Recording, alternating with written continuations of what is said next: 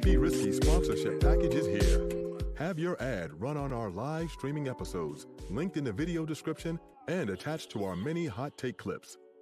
The channel is fast growing with thousands of views and subscribers. Don't miss your chance to grow your business on one of the fastest growing platforms on YouTube. Join the family today.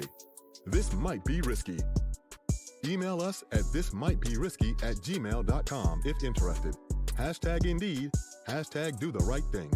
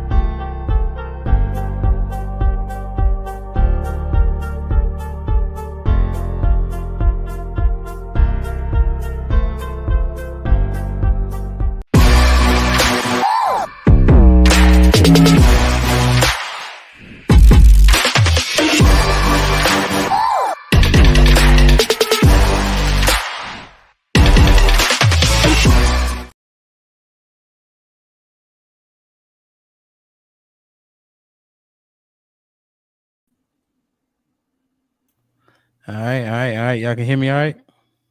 Yes. Good, we good. Good evening. How everybody feeling? It's a wonderful day. Beautiful day in Zamunda. You already know she's about to start her shit, boy. Shannon, how's it going? Good. Good. Okay. I can dig it. You looking a little nice. hungry. Yeah, why? Just came from workout class. Yeah, what you do? Everything. Boxing, weights, running. How long you was there? Half the day? No, I just went there. It's 7:00. God damn. It's a lot. I need to pay you. Rotunda, what up though? Hello, everyone. On the panel, everyone out there.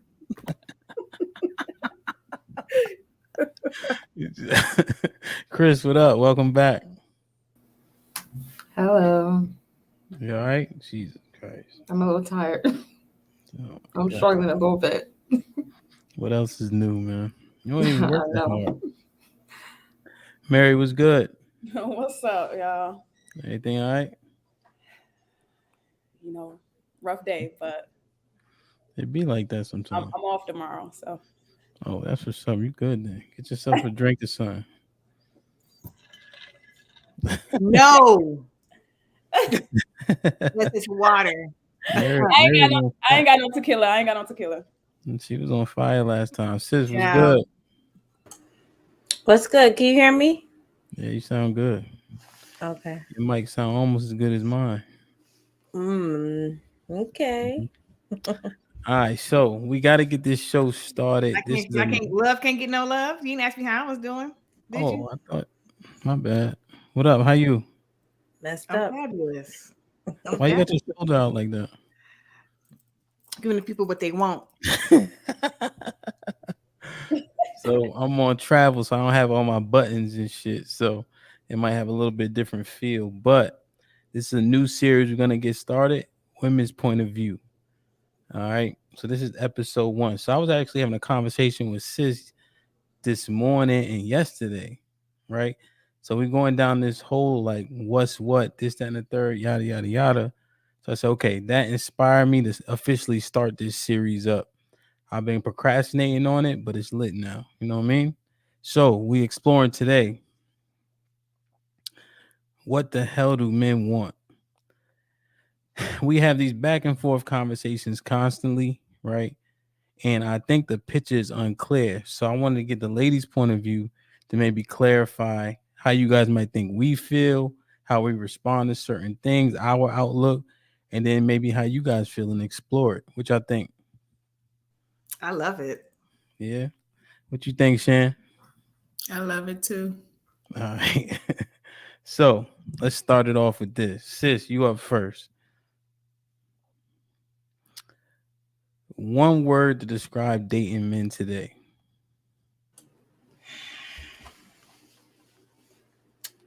Hmm. Oh, it's mysterious. Mysterious? It's chaotic and mysterious. I couldn't figure out which one to choose. Okay, so it's chaotic dating men today? Yeah? Yeah. All right. Love, what's one word?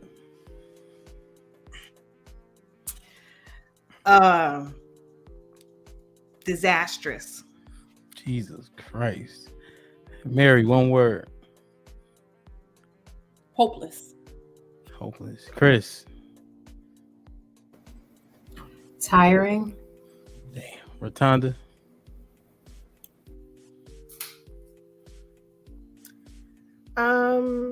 Scary. Shan. You muted. Fear. Jesus. Now that one resonates a little bit. Love, what makes it so disastrous?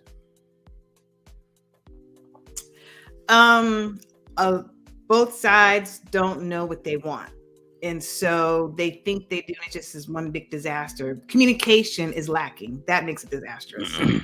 Now, you said both sides don't know what they want and they don't know what the other wants. Both.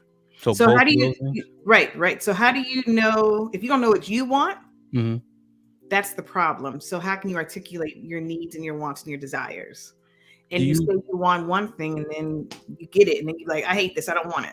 It's disastrous. Okay. Mary, do you think it's possible to not know what you want but know what the other side wants? Yes. Want me to elaborate on that? Yeah. Okay, so in reference to men, a lot of times they just tell you what you want to hear. Mhm. So they try to show up as their representative because they know what's going to reel you in, which sometimes Okay. isn't the reality of who they are. Chris, does everybody show up with some form of representative, or does everybody come as they do? Are some people is anybody capable of coming with their truest self? I feel like that depends on what stage you are in when dating. Like So if you first date, does everybody come with a representative? Well, I mean, when I say what stage you are in dating, I mean like kind of like your age. Like the Mhm. younger you are, I think everybody is showing up with a representative. But the older you get, the more you date, the more you kind of just get tired of all this stuff, the more you show yourself because you don't have time for a lot of, games and stuff. But would that come across? How does that come across, you think? You Does it mean come like, across like you're tired, like you said? yeah, it can be. Like you're just like, you know what? This is what you're gonna get. You either like it or you just keep moving. Rotunda, based on what Chris said, would that be putting your best foot forward, or is just a tired foot forward? I would say a tired foot forward. And how does that resonate with the person you're on a date with? It doesn't, because they're going to know. They're going to know whether or not you're putting your whole effort into. And I think we've all been on dates where we know a person did not put their effort, whether they dressed a certain way, whether they on their phone or whatever the case. I think we know that. But why is showing up like yourself with not a representative, not showing effort? Like, I think that is effort. I'm not saying that you're showing up to a date looking a mess and all that other stuff. I'm just saying like you're showing your true colors right off the bat. You're not trying to fool anybody or anything like that. It's like, this is what it is. This is my effort to like try to get to know you. I think it was a note that you described it with, right? It felt like a negative connotation, like you was tired and jaded, and that's what may be represented. No, I think just tired in general of just the games that people play when you are trying to date, like at a certain age. Like people in their 20s, they not tired. They got all the energy to be, dating and fooling around and showing up different types of people at every date and all that. Once you get to a certain age, you're just like, no, I'm tired. I don't have energy for this. You better come as you are, and I'm gonna come as I am. And if it works, great. And if it doesn't, then on to the next one. The sis. So Chris is saying people start to be the genuine selves as they get older. But do you think a woman's value increases or decreases to a man as she gets older? To a man. Well, according to you, they decrease. Especially, it decreases, especially if Well, no. you have Don't just be children. genuine. If you think, I'm asking you what you think. Well, I didn't think so until I started listening to you guys. I didn't think our value decreases based on the amount of children we have or the children we have, and then as we get older, our bodies start to look different. I I I was fooled. I thought men just I don't know. I thought men just take you for who you as you are, no matter how old you are. Because when you grow up dating, men just date you based off of what they see, how you sound, how you feel to them. That's just it. But as you get older, stuff has changed. That's why I said it's mysterious. I don't be knowing what they really want. Well, I know what they really want, but you're like, oh, you didn't want nothing else. You want sex, but what else? That's why I'm saying it's mysterious. Sometimes they'll lie just to get some tail, so that's why I said mysterious in the first place. But I don't know if I answered your question, but so I want to get the question answered. Love, can you answer the question? I was gonna just piggyback off of that. I think the last question was asked. Okay. I think that a wise man should value dating an older woman. Like, as women get older, we get better. And because we know what we want, we don't put on pretenses. We are more comfortable with our bodies. And we know what we want because we've been through some crap. So we know what we want. And as I've gotten older, I also believe that I don't really feel like I have to acclimate or be something that I'm not to please a man, which is valuable because you come in, I'm giving you all of me and who I am and not, doing the whole whatever you like. And I just think that women today, that when we get older, even sex gets better with us because we know, touch me here, suck this, rub this. Like we're more comfortable within our bodies. And so that's what I'm saying. As we get older, we definitely get better. But men look at it negatively. An unwise man does, because they think it's, sexual decline. But our sexual drive goes up as we get older. But some of the things you named, like you said, what you won't do for a man, why would a man take that as inviting? Well, as when I say like the whole whatever you like thing, I think wise men would value that. Like, we're not gonna, because you can't sustain that. If I come in the relationship saying whatever you like, whatever you want, honey, that's kind of fake, because it's not always going to be whatever you like. And so that's what I'm saying. I come in to have with my own opinion, my own thoughts, and you get that instead of me saying whatever you like. And then, because I can't sustain it 6 months down the line or a year down the line before I got you, then you're like, who is this chick? Because now I'm really telling you how I feel and what I want. Okay. So Shannon, do you think that doing what your man likes is not sustainable? No. How come? Because you should be yourself. And you're saying women aren't being naturally themselves by doing all that that man wants? Yes, a lot of people don't be themselves. They just, some people been single for a long time or in and out of relationships and just trying to get it right, and they lose themselves and try to, just please the man and not themselves. They become someone else. So why do you think? So shout out to Al B. He's watching from Twitch stream. He's saying he prefers women younger in their 20s. Why do you think that is? And most men would agree. Why do you think that is, Rotunda? I think that is a control thing, because scientists have all said that women with age we have higher sex drives, we perform better because our attitudes are a little different. We don't have to overextend ourselves. But I think that particularly men that are in their late 30s, going up to the 50s, saying that they prefer a 20-something-year-old, I think that is, I think that's an actual case for, basically training them. Okay, so you're saying that when you get a puppy and you could train it to do it what you want, right? Yeah. It's also more likely not to turn, more trustworthy, and it takes on your mannerism, right? And you do have control over it, but it does have some free range in thought. Now, but just as a comparison, getting something young and bringing it up, that doesn't make sense to you?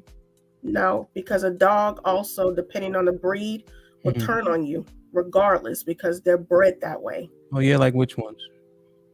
You have pit bulls. Pit bulls don't turn. They do turn. Right. I know like pit bulls. Rottweilers. I know pit bulls specifically. That's how I know they don't turn. Now, if you mention a Doberman, you would have that might be correct. So there are some breeds. A pit bull may be loyal to their owner in certain times and in certain spaces, but there is evidence that if they're doing something and they're in a space that they're not comfortable, they will turn on. They won't listen to their owner. Now you see how you switch the word.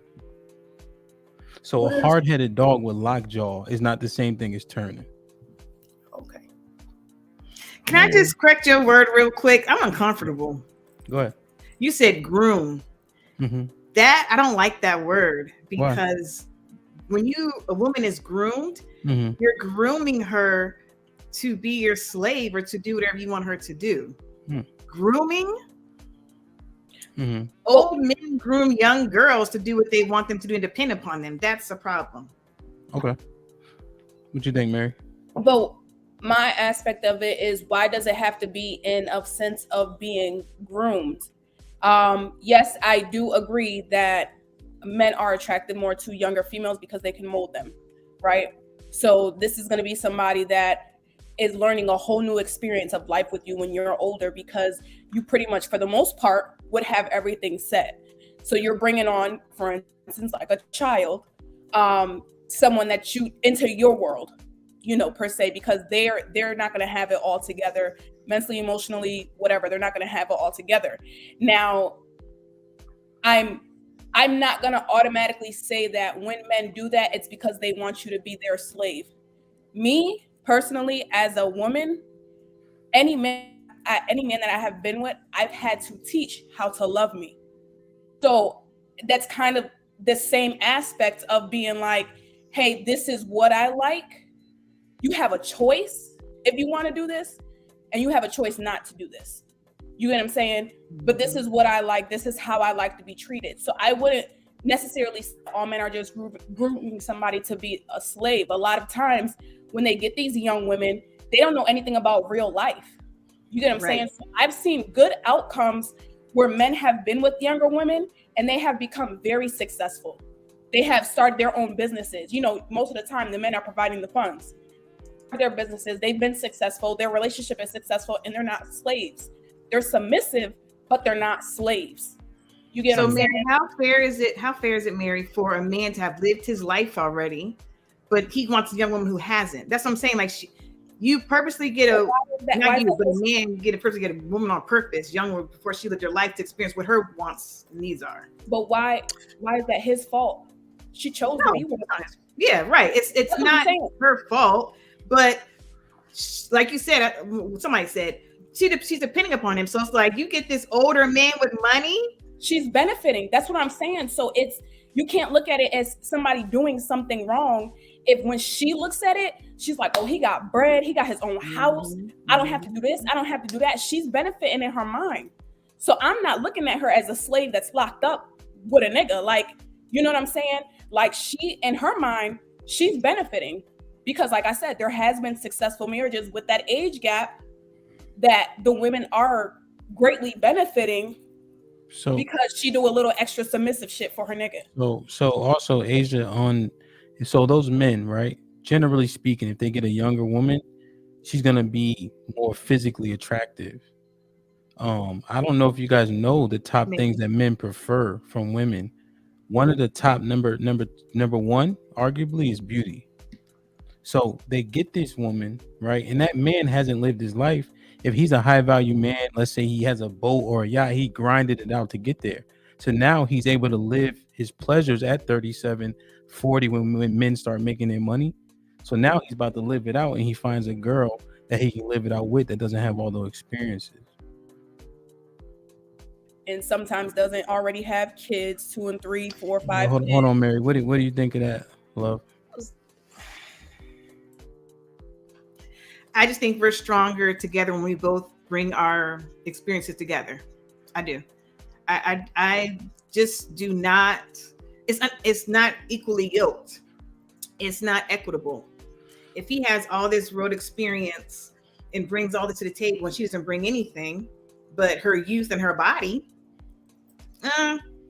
you're creating a dependency on. You know what I'm saying? It's just not equitable. And I'm all about being equitable and equally yoked. Yeah, but can't he bring her experience? Well, hold on, Mary. I think what we need to realize, love, is we have different values, right? So well, you and I are men and women. Like men and women. Oh, okay. So I wanted to ask Shan a question. Shan, what if I told you? Well, I want to also expound on your one word, fear. What if I told you that men think women are fear-based? Like they don't do or they do based on fear.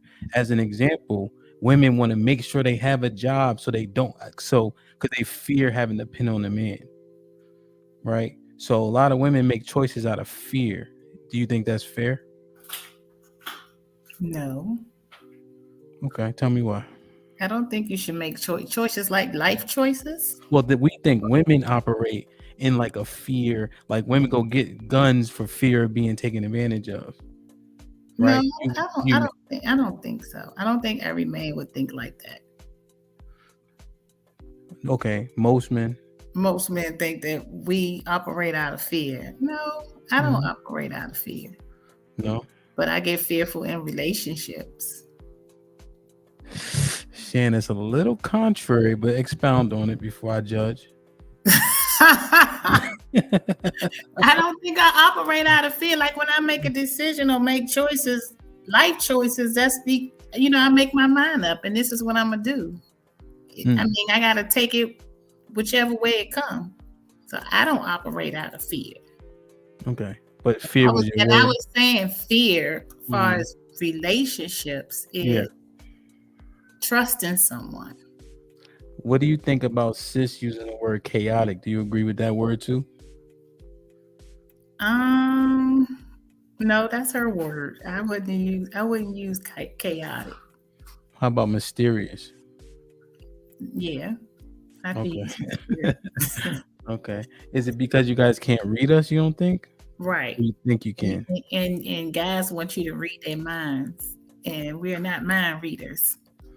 Let me play this clip. I wish I had my clap. Can everybody clap so we know we did a good job now? All right. Sit. See, no, because it's so much was said and I got all these thoughts. But go ahead and play it. No, it was good, right? Everybody, like, it's a lot to ponder on. But we can continue that convo. I just want to play this clip right here because what I got scrolling now, I want to bring maybe we can provide some clarity to how we think. I think that might be the biggest disconnect. Like Shan said, you said, Shan, that we want you guys to be mind readers. All right, 1 second. Yes. All right. You guys see my screen? Yes, we see it. Okay.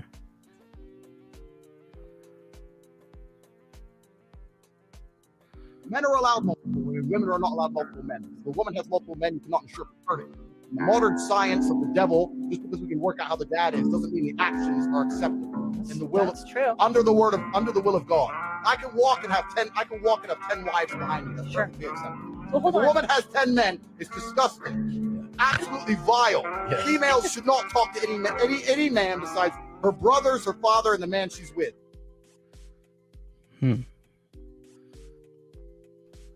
That's barbaric and savage. So, it's barbaric and savage. How do you characterize that, Rotunda?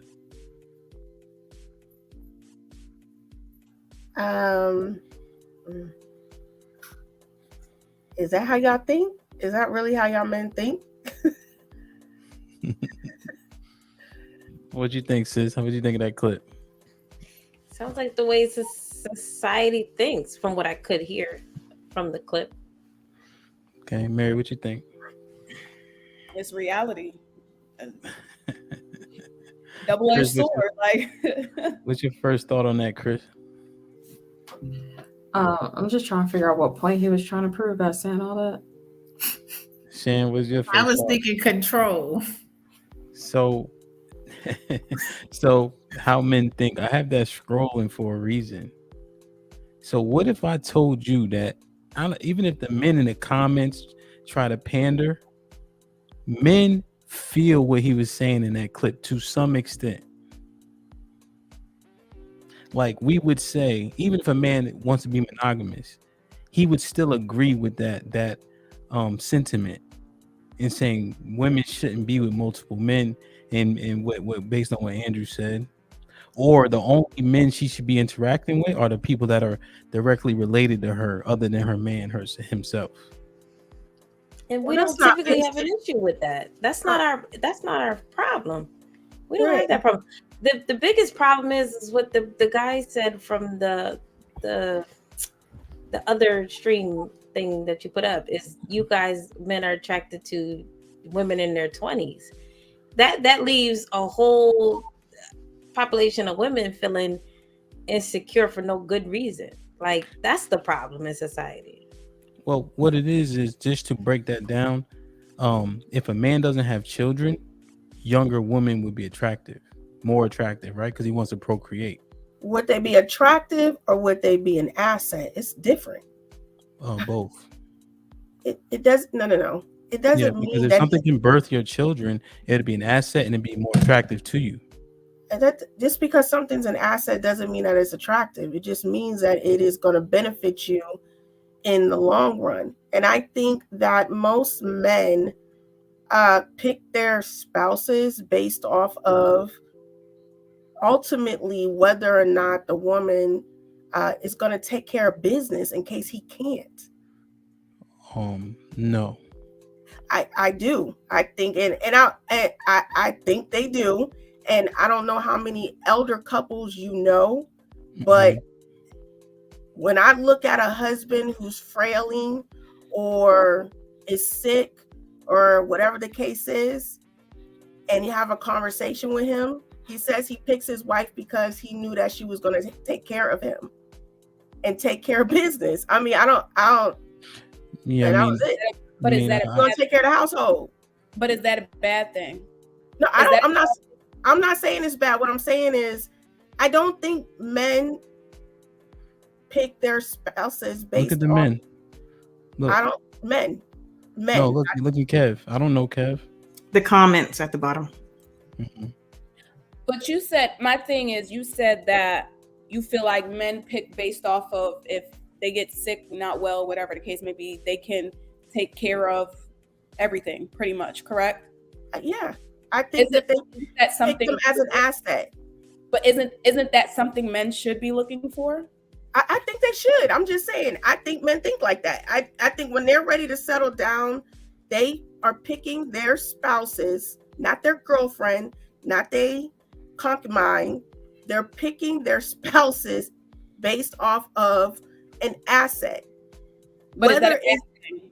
No, I don't think it's a bad thing. I think that that's just what it is. I thought you were making it like it was a bad thing. Absolutely not. I think it's what it is, and I think that's it. And it depends on what he feels is an asset.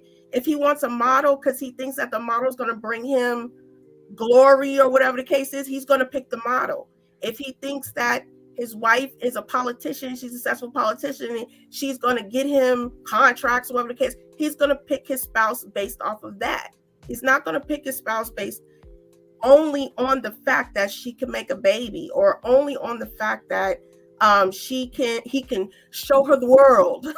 I don't think that's why somebody picks a spouse. Yeah, and so what you're saying, it sound more or less, but that's not how men think. And that's why I wanted to play that clip for you, because it sounds outlandish how he delivers it, what he's saying, but men agree with what he's saying. I just use that clip because it's so, you know what I mean, like the stuff that he's saying. But like what you're saying, Rotunda, beauty, the fact that she can have a baby, respectful, agreeable, those things far outweigh some of the things in what you mentioned to men. And I just want to get you guys' thoughts on that when Love said we are, what was it, like Neanderthal-esque?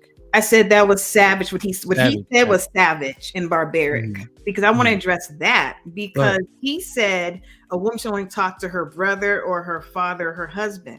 But what about it? So she shouldn't work? That's the barbaric part. That's the savage part. So she can't have any other relationship but the men in her family. I think that's antiquated. And I think that speaks to the men's insecurities.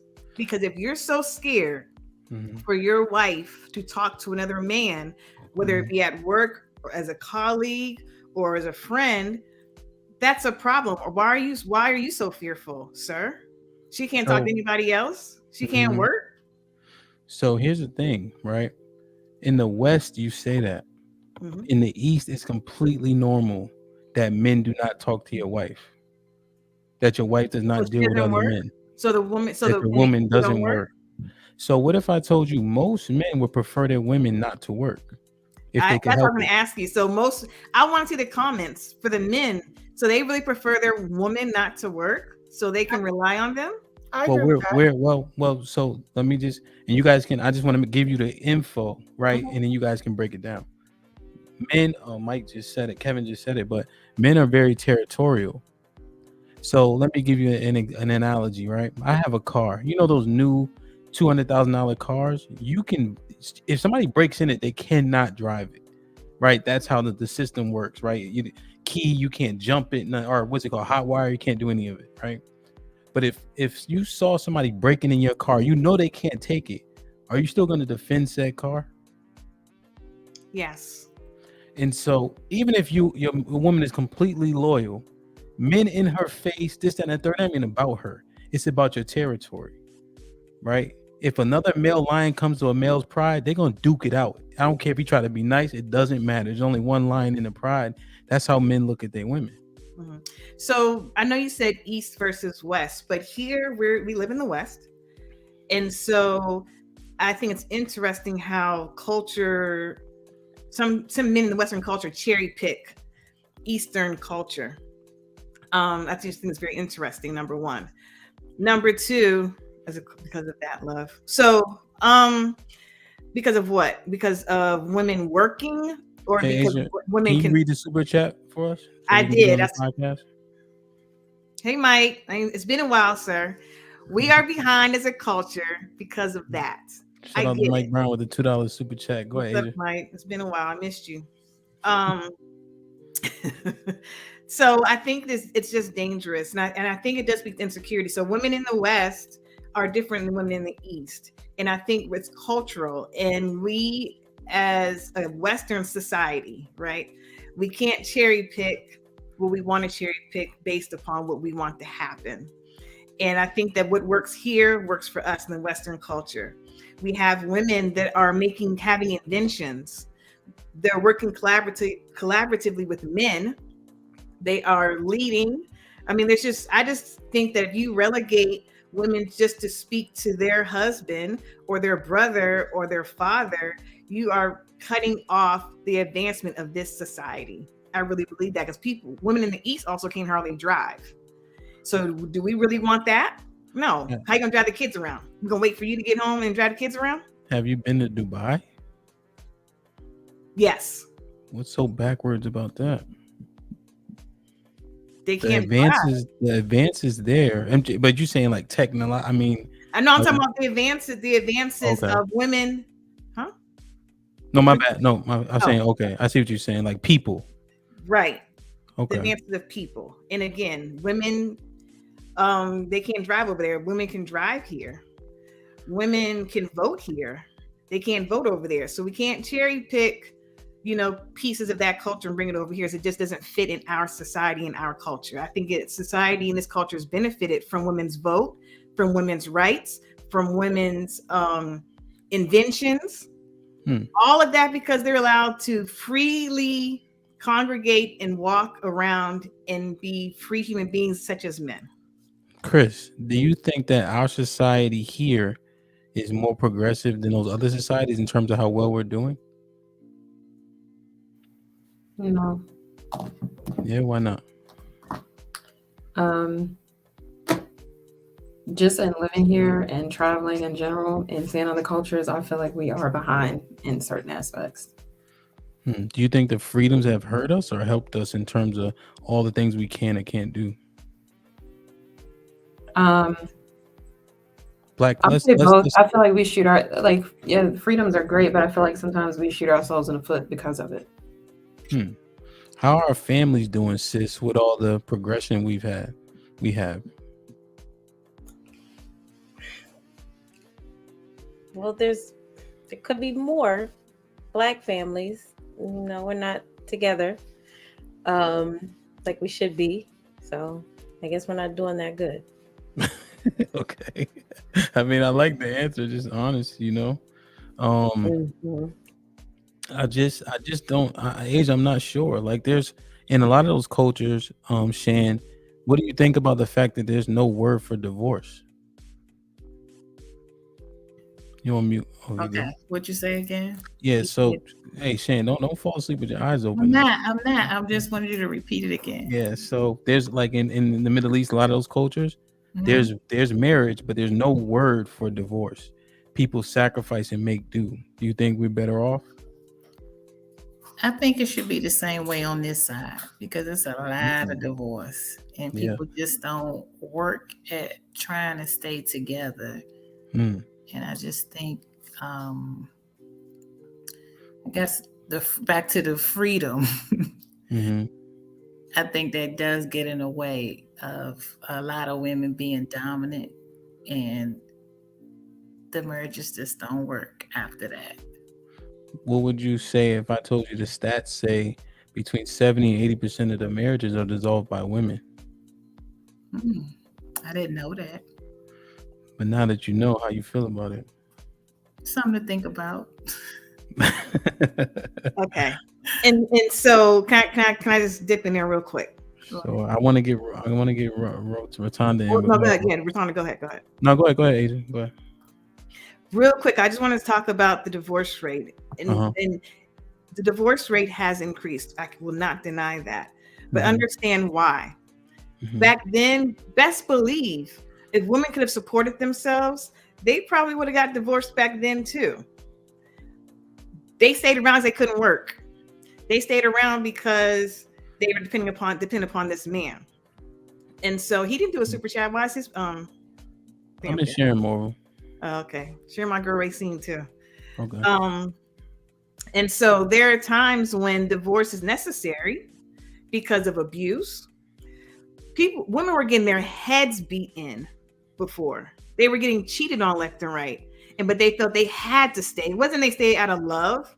They stayed because they had to. They felt they had to, put it that way, because they weren't getting hired. They weren't getting paid. They had all these freaking kids because that's what they felt they should have done and had to do. So I just want to make sure we're giving all of the variables on why divorce has increased. Should people try to work it out? Yes, absolutely.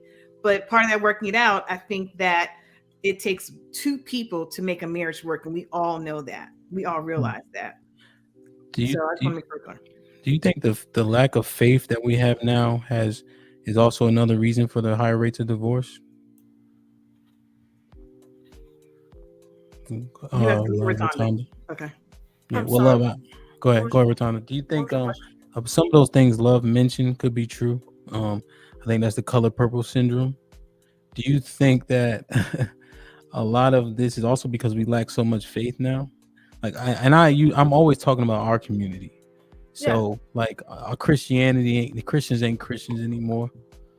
Because I don't think that's the case. I'm gonna give an example, and I want to let's go back to those Eastern countries over there. Sure. Let's be clear that if a man in those Eastern countries, including Dubai, abuse, murder, or do anything to their wives that disavows their families, society deals with them. Let's be clear about that. There may not be a word for divorce, but their communities and their societies deal with them. That's one. The second thing I'm going to say is this, to piggyback off what Love said. My paternal grandparents were married until they each passed away. Mm-hmm. My grandmother said one day to me that she pulled a gun out on my grandfather because he put his hands on her. And as she got older, she said something to me, because me and my ex-husband at the time were arguing in front of her. And she said, I didn't go through what I went through for her to go through what I went through. And I need for everybody to understand that, yes, a lot of us are getting married and we may not know what marriage is. We may not know the ins and the outs, and we may not have had the time to sit and study somebody or even learn that process. But that high divorce rate here has a whole lot to do with knowing and learning yourself first. It has very little to do with religion or me wanting to make more money than my spouse. It has a lot to do with just not really knowing yourself and knowing what it is that you want in your life. What do you want in a spouse? I agree with you, Ham, when you said, I don't think people really know we don't know what y'all want. And I agree that with Chris, I don't think we take the time to know what people want to be in a marriage. And like Shannon said, work it through. But I think that's a life lesson. I don't think it has anything to do with women advancement or anything. That is just a part of being a human being. Okay, so you got divorced. I did. Yeah, I wanted to comment on your question about the church, religion being responsible for divorce. I feel like it is to a certain extent, because a lot of church mentality, like Christianity, was very boxed in, and it kept a lot of people in bondage. And a lot of that bondage does relate to marriage, because back in the day, it's like if you got divorced, you were going to hell. A lot of the repercussions of the church, and not only with just divorce, like, homosexuality, all that other stuff, is like you're going to hell. And so people were fearful of that. So they stayed in whatever situation that looked like. And now it's like, as generations go on, people are getting further and further away from religion and more into spirituality. It kind of frees people up, and they're allowed to grow into themselves and who they were supposed to be. And as you grow, you sometimes realize that the person that you're with, you're not growing with them anymore. You're growing apart. So it's not that you don't love that person anymore, but you just you're not a match. You were never really a match, because you were never really yourself. You were going along with what you were told to do. But what's the percentage of so-called Black Americans that identify as Christian? I don't know that statistic, but I feel like a lot of us will just throw that name around willy-nilly, because that's how a lot of us were raised. Well, I guess my question is, people are still identifying as such, so what changed about the Bible? Nothing changed. I feel like the Bible didn't change. It was the pastors that were preaching the stuff incorrectly, and people realized that they needed to get away from that. Okay, so what did it say about homosexuality that changed? You're saying the Bible or the people? The Bible. Like, what did it say differently 60 years ago than it says now? I'm just trying to understand. Like, are you saying that people are just disregarding, which is my initial statement about the loss of faith?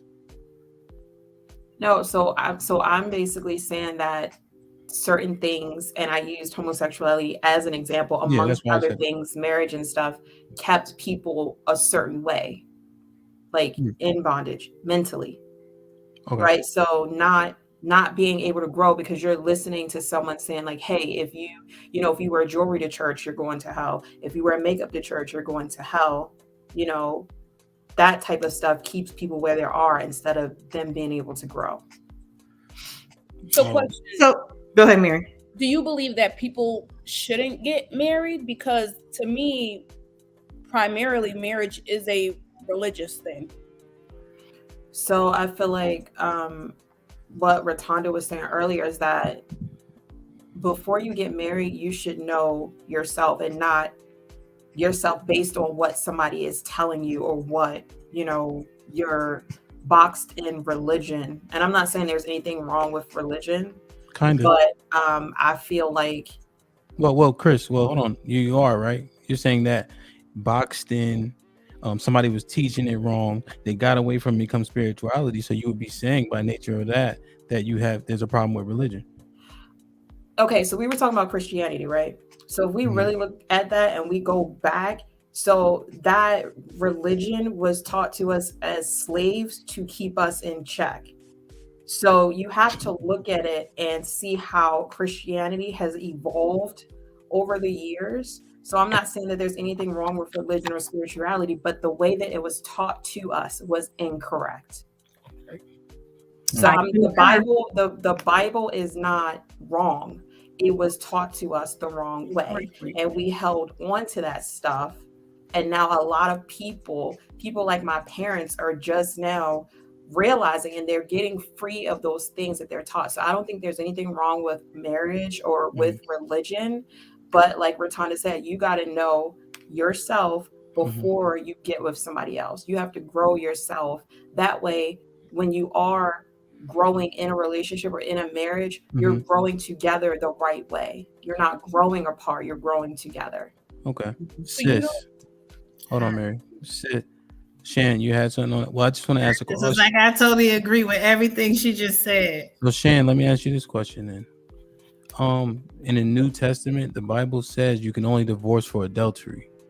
So it doesn't even say anything about like physical abuse, unfortunately, but it's very specific based on what Jesus said that you can only divorce for adultery. So that hasn't changed, and that's not a misinterpretation. So what do we do with that?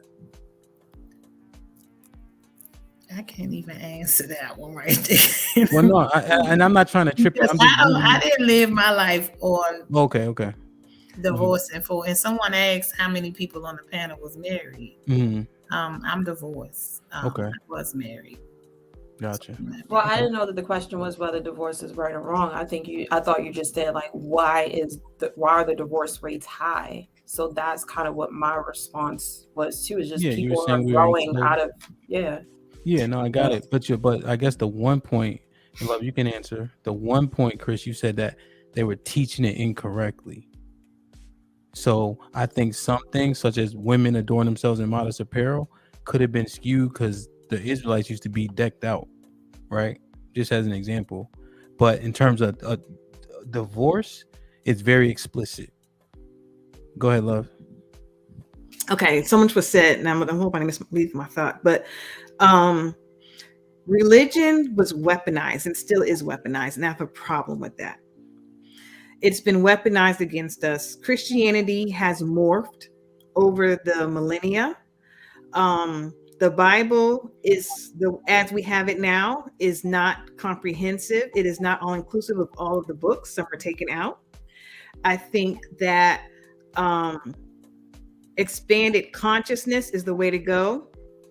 And so if you want to be a Christian or whatnot, there's nothing wrong with that. And I identify as that. But I'm expanded consciousness Christian, right? And so I understand that those 66 books in the Bible, there's more books than that. I understand that the oldest Bible is a Coptic Bible in Ethiopia. I understand that. I understand that.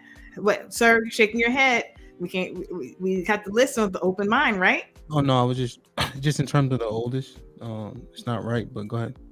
It's older than the King James. I might have got the number wrong, but it's definitely older than King James. The point is, the one that we are looking at and that we use and has been weaponized, that's not the oldest one. That has been sliced, diced, chopped, and screwed. Not saying that there's not things in there that are good for us, but a lot of that has been misinterpreted and misaligned purposely to control people. And even to this day, people will beat you over the head and weaponize it against you to beat you into submission to do certain things and to think certain ways. And as people have begun with the expanded consciousness, that's when I think, it's like, well, maybe I don't want to get married, or maybe I don't need to get married, or maybe the way I used to think is not the end all be all. And that's all I'm saying. And so now that women are expanding their thoughts and the way they think, they're super single, right? Well, I mean, super single is not a read. And so it's funny because I get that a lot. One of the questions was how many women are married on the panel. It doesn't matter. Like, being single is not a read at all. That was based on the convo, right? It's just specific to the conversation. I want to be very clear. I just want to be very clear. I just want to say this, and I'm going to be quiet. Let someone else all right, talk. go ahead. Do you think? Being single is not a negative or a bad thing. Sometimes, and some people, women, because we're talking about women, like they always try to read women by you single. Well, that's not a read, because some people choose to be single because they love themselves. Mm-hmm. They feel complete and content and whole with being who they are, and they understand that before I connect with somebody else, I want to ensure that it's value add. If there's no value add, then why do it? Mm-hmm. And so if I don't see a value add, I'm not missing on anything about being married. I don't need the money. Mm-hmm. Would extra income be nice? Of course it would, but not to my detriment of my peace of mind, not to the detriment of my soul. Women also want spiritual enlightenment from men. You see a lot of women in the church because women are naturally very spiritual. I believe that women are very connected to God. I really do. I think that's how we're made. But I ain't gonna go down that rabbit hole. I'm gonna let somebody else talk. But I talk about this all day long. Yeah, I mean, I think the thoughts that you shared resound with the masses, because it's easier, right? Because if you go through the Bible and really read it and follow the commandments, it's super hard, right? For niggas especially. So I think what you say is flowing. Like, it's like, yeah, you could do this or that and fuck all that. And Jesus was bullshitting, you know what I mean? So no. I get it. Well, not saying you was going that far, but people can take it. Because what was it called? Something consciousness? Expanded consciousness. Right. That's like a sanitation specialist, is a janitor, or what they call them, environmental specialist. Or environmental tech is what Mary said. Right. Environmental He's tech. a janitor. Yeah, he flushing the toilet like a motherfucker, but all of a sudden he an environmental tech.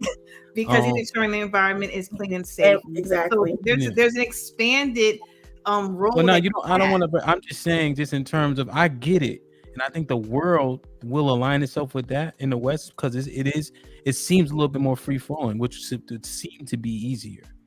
Never mind. Go ahead. Just based on, right, just because of the flow of it. Ratana, did you have something on that specific? Because I wanted to ask Sis a question. I mean, Ham, you said there was no divorce in the New Testament. I didn't say that. You did say that. I said that you can only divorce for adultery.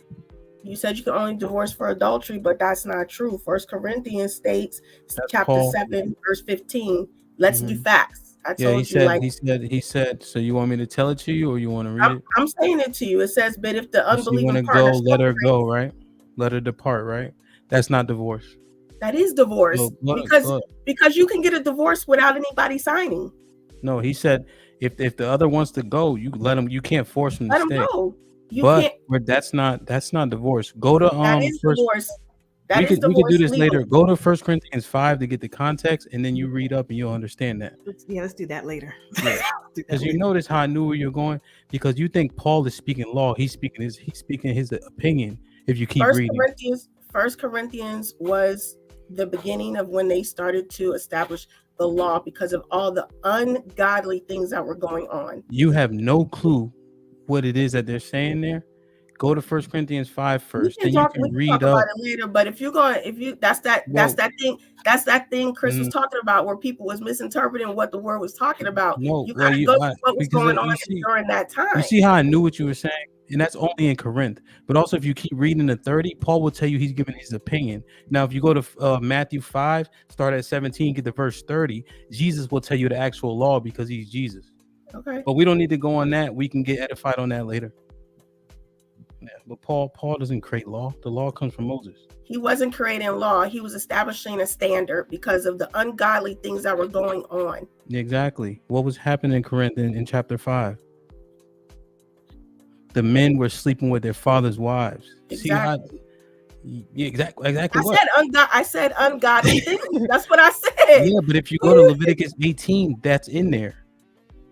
See, Okay. you gotta just chill. I'm not trying to do that because it's not gonna go how we think it's gonna go. Is for anyway. Sis, you gonna ask Cisco a question? Yeah, it just get ugly for people, like, you know what I'm saying. So, sis, damn, I forgot because I was about to smoke Rotunda boots on that shit, but I didn't want to.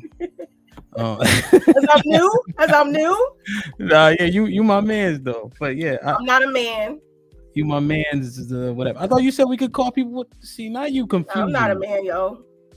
I don't know, man. I'm just, you all right. But yeah. No, listen, before, let me, you ain't been letting me talk. But so I'm trying to get some, here she go. I'm trying to get some understanding in regards to what Asia was saying as well. Now, I understand. But you have a question for her, Mary? Because I do want to get to the next topic. I want to make a statement. All right. Kind of a question, I guess. Question is in there. So, do y'all believe at the same time that religion that we all don't, some people don't like so much, that religion has been the reason why marriages have actually stayed together in a benefit point of view? Because I feel like and I mentioned it on the podcast before, I feel like with religion or some type of belief, this world will be chaotic as fuck. So there has to be some kind of structure, some kind of belief in regards to, of course, like marriage, people keeping their vows. You know what? Let me do right because I made this vow under God, whoever you call your higher power. So I wouldn't look at religion as being something that would negatively affect the marriage because you're supposed to stay together. Because I've seen the benefit where it's like, you know what? We're having a rough patch in our marriage. Let's go to church. Let's talk to, a pastor. Let's talk to, somebody where we can kind of refocus the reason why we got married and things like that. Yeah. I feel like that only works when you're equally yoked, though. Like she was saying earlier, like religion is not going to help you when you were never supposed to be together in the first place. Well, I'm saying it brings structure. It brings a type of structure. I agree with you on a case by case basis. Yeah, because it's like I said, like I believe marriage is. I'm not technically a religious person, but I believe marriage is a religious act because you're making a vow under whoever your higher power is to abide by these laws or rules or regulations or whatever the case may be. Yeah. So I don't look at it as a bad perspective. Yeah. Final thoughts on this topic. Sis, you got anything? I know we kind of veered a little bit. Because I just wanted to kind of point out some of those crazy things that men think. Like no male friends. Oh, let me ask this just to sis. Rotunda, did you want to comment on what Mary said real quick? Okay. No, I think she's on point. I think it just, yes, structure is needed. I just think, like Chris said, like Love said, you have to be equally yoked. You have to really want that and believe in going to church for that structure. Yeah, fuck church. Sis. Sis, what if I told you that men feel slighted by the fact that you had boyfriends or a husband or anything in the past? What if I tell you they almost feel like in some type of way you cheated on them? It's chaotic. That's crazy. That's why I said y'all nuts. It's your fault. It's your fault. We're like this. It's your fault. That's chaotic. So, but what? How do you feel? You just like that? They bugging? They're bugging. You guys be bugging. Because it's almost like if a woman has never been with anybody, you're not looking at her like, what's wrong with you? Nobody wanted that.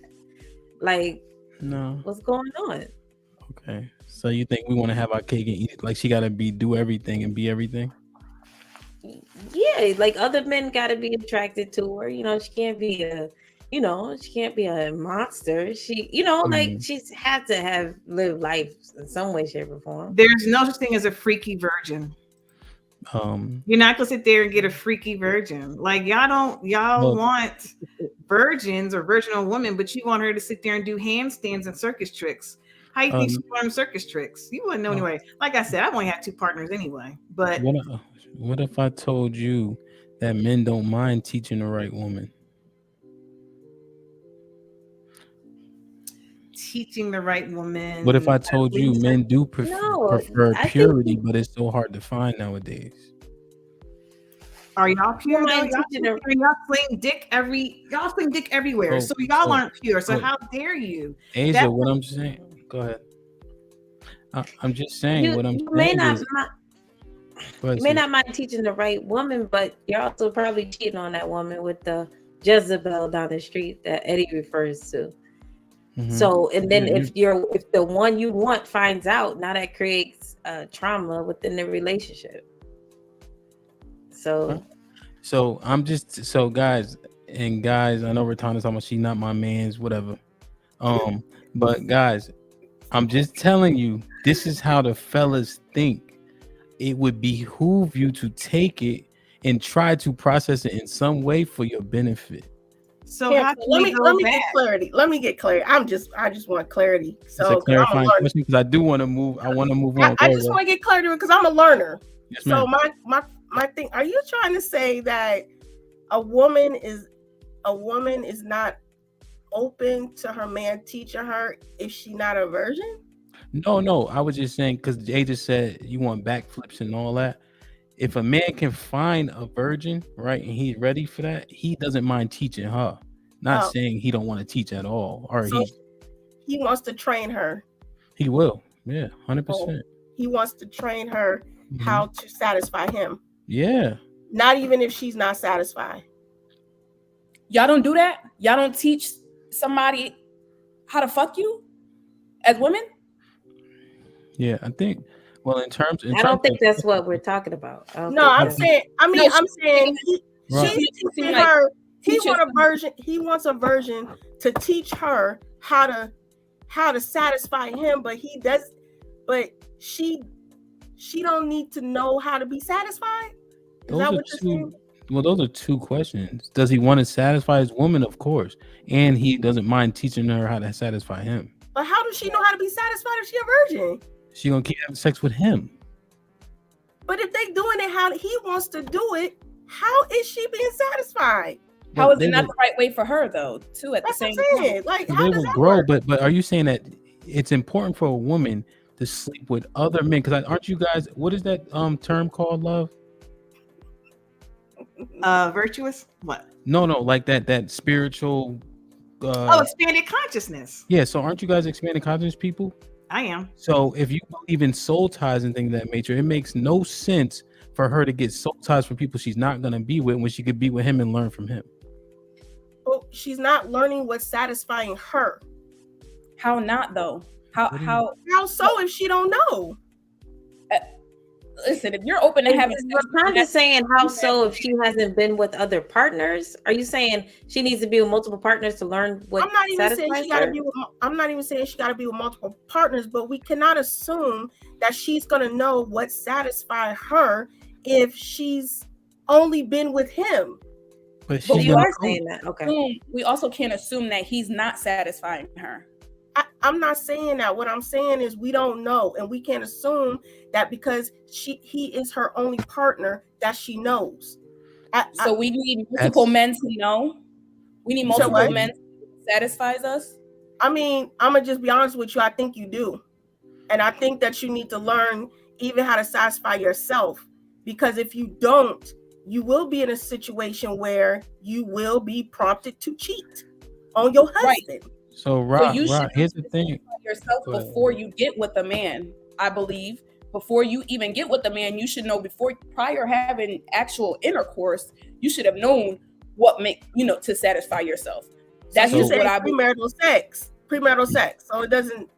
And according to him, we shouldn't masturbate because the Bible says not to, right? Him. Oh Lord Jesus. Either way we bad. Either way we bad, regardless. Well, where? On the him. Where does it say that at?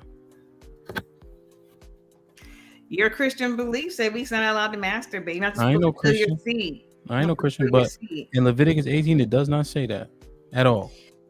Really? Come on, don't play with me playing the garbage. You be better off. Oh, we can do this all night long, but right now we're gonna have to move on. We've been on this topic for a while. Hey, sis, you see how I be knowing so quick, sis? No, you don't. I'm not even bothering going me. that rabbit hole with you because we can do this I'm all not night even long. gonna but I touch don't- that. nowadays- Shan, they can't fuck with me, Shan. No, They don't can't be the fuck with hype. Don't be the hype. But that's not in the Bible. I've always heard that that's in the Bible. No doggy No, style, no self pleasure. You heard that from Nana. She don't know. Oh, Shout out to Nana. All right. Man, listen, like, share, subscribe, tell a friend to tell a friend. This is an awesome convo, man. I want to go down that rabbit hole, Ratana, that we just hit, but I also want to keep going. We're gonna say y'all lock that one in about Ratana saying we gotta sleep with a bunch of men. We gotta catch wild bodies. With a bunch of men. Somebody always gonna do it better. That's it's never gonna end. I'm not even saying you gotta sleep with a bunch of men. I'm just saying. Yeah, and listen. I mean, if I say something, it's from my own experience. Rotunda, mute your mic, please. Any young girls watching, don't rack them. I am bodies up, not please. saying. I'm on the record. I am not saying that you have to sleep with multiple men. I'm not saying that. What I'm saying is you need to learn what satisfies you. All you gotta do is start fucking back. You ain't gotta do that. You can That's get fine. you a toy. You don't need 100 men. You don't need 100 use men. your finger. You do a lot of things. So, but again, in terms of how men think before we transition, that makes you less desirable. So if our goal is to have a man, keep a man, get a man, you probably want to keep everything as desirable to a man as possible. Right? Because here's the thing about bodies. A lot of bodies matter. The wrong body matters too. If you fuck his friend, That's true. right? That's it. He can't unsee that. So just be careful. You know what I mean? But Like, same thing for men though. But I'm sorry. Go ahead. I didn't interrupt you, Hemp. Same thing for men though. You can't sit there and just sit there and be slinging it, and you mess with her friend. She find you because you just slinging it everywhere. Community dick, and then you sit there and be like, "Oh, I messed with your friend 2 years ago," and that's gonna be a problem. Yeah, if you hit the wrong friend, yeah. But I would say women are a little bit more amenable to it. Men it's hard for us to process that. We can't process it in the same way. All right. Let me share my screen. Let me know y'all can see it, okay? Yes. It's too much competition. There's too much out here. What are you doing to outbeat the competition? What are you doing to win over a man? And a lot of women, they don't want to do it. They want to have attitudes, not be in, work on themselves in any kind of way, physically, mentally, spiritually. Just think they just show up. Me being alive, being a woman with a vagina is enough for a man to choose me. But that's good news for me because I'm going to compete. And I'm glad that they've taken themselves out the competition. That's less work for me. I'm convinced that this chick's crochet braids are too tight. Sis, just because you are a press pygmisha doesn't mean that we got to drink the poison. This clip is cringeworthy, and it gives those red pill, underachieving dudes an excuse to be even more dusty. This chick would break her back to get a man, and men could pick up on that level of desperation. You're suggesting that we fight to win over the heart of a man who lacks self-control and is juggling multiple women? There is nothing wrong with being submissive and catering to a man. I have cooked, cleaned, fixed plates, rubbed feet, bathed my man, washed his hair, relocked his dreads. I've paid mortgages and car notes. I've gave him rides to work. I have spoke life into a man. I have gone to the gym and slimmed down for a man. I got my education and my money together for a man. I worked on my mental health and got better in bed for a man. I don't cheat or lie, and I show a level of respect for my man. I have encouraged my man to accomplish goals. Still got left still got cheated on. When a man is insecure and he is seeking validation from multiple women or even men, there is nothing that you can do that will be good enough for him.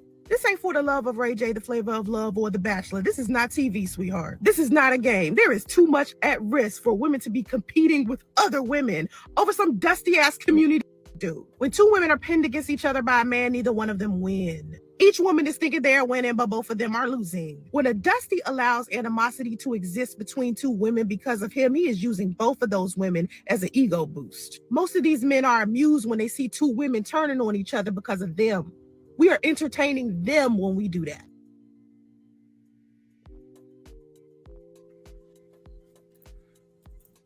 So, I wanted to make sure it was a two-sided clip. Age actually gave me the question that's scrolling, so I think that could kind of fit in, but also the one that's standing. Should women be willing to compete for a man? And I said, are you, like just talking to you guys, are you willing to prove your love for a man? I feel like they're kind of intertwined. Correct me if I'm wrong, but I also wanted to put them up there just in case. But I feel like they may be closely related. Not necessarily semantics, but closely related. I think that competition is with everything that you want. But I could be mistaken. Chris, what's your thought? I'm not competing with no woman over a man. Like, that's just me personally. I'm not doing it. But in dating someone or being with a man or in a relationship, I will do what is necessary to be in that relationship. But I'm definitely not going to go toe to toe with another woman. Sis, what if I told you the competition was invisible, but you know it's out there? Meaning you want a desirable man, right? Like, so if you think a man is attractive, right? And let's say he's 6 feet and has those generic traits that most women like. So if you think he's attractive, it's probably for certain that other women do too. And if you're not exclusive, you would assume that he's dating, right? So is that competition there? Do you have to acknowledge it and then do your best to be the one that's chosen?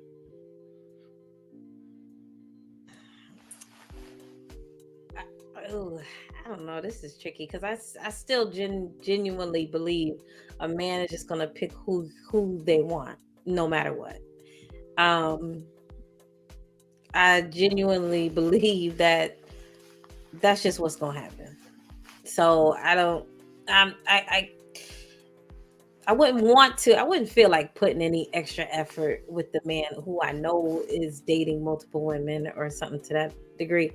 I would be like, just keep them, have them, pick them up, take them home. Don't send them back. So question, Ratanda, based on that answer, is sis acknowledging that there's a competition and also saying that she's just not going to participate in it? Yes, because competition in the video says woman, but you could be competing with his career.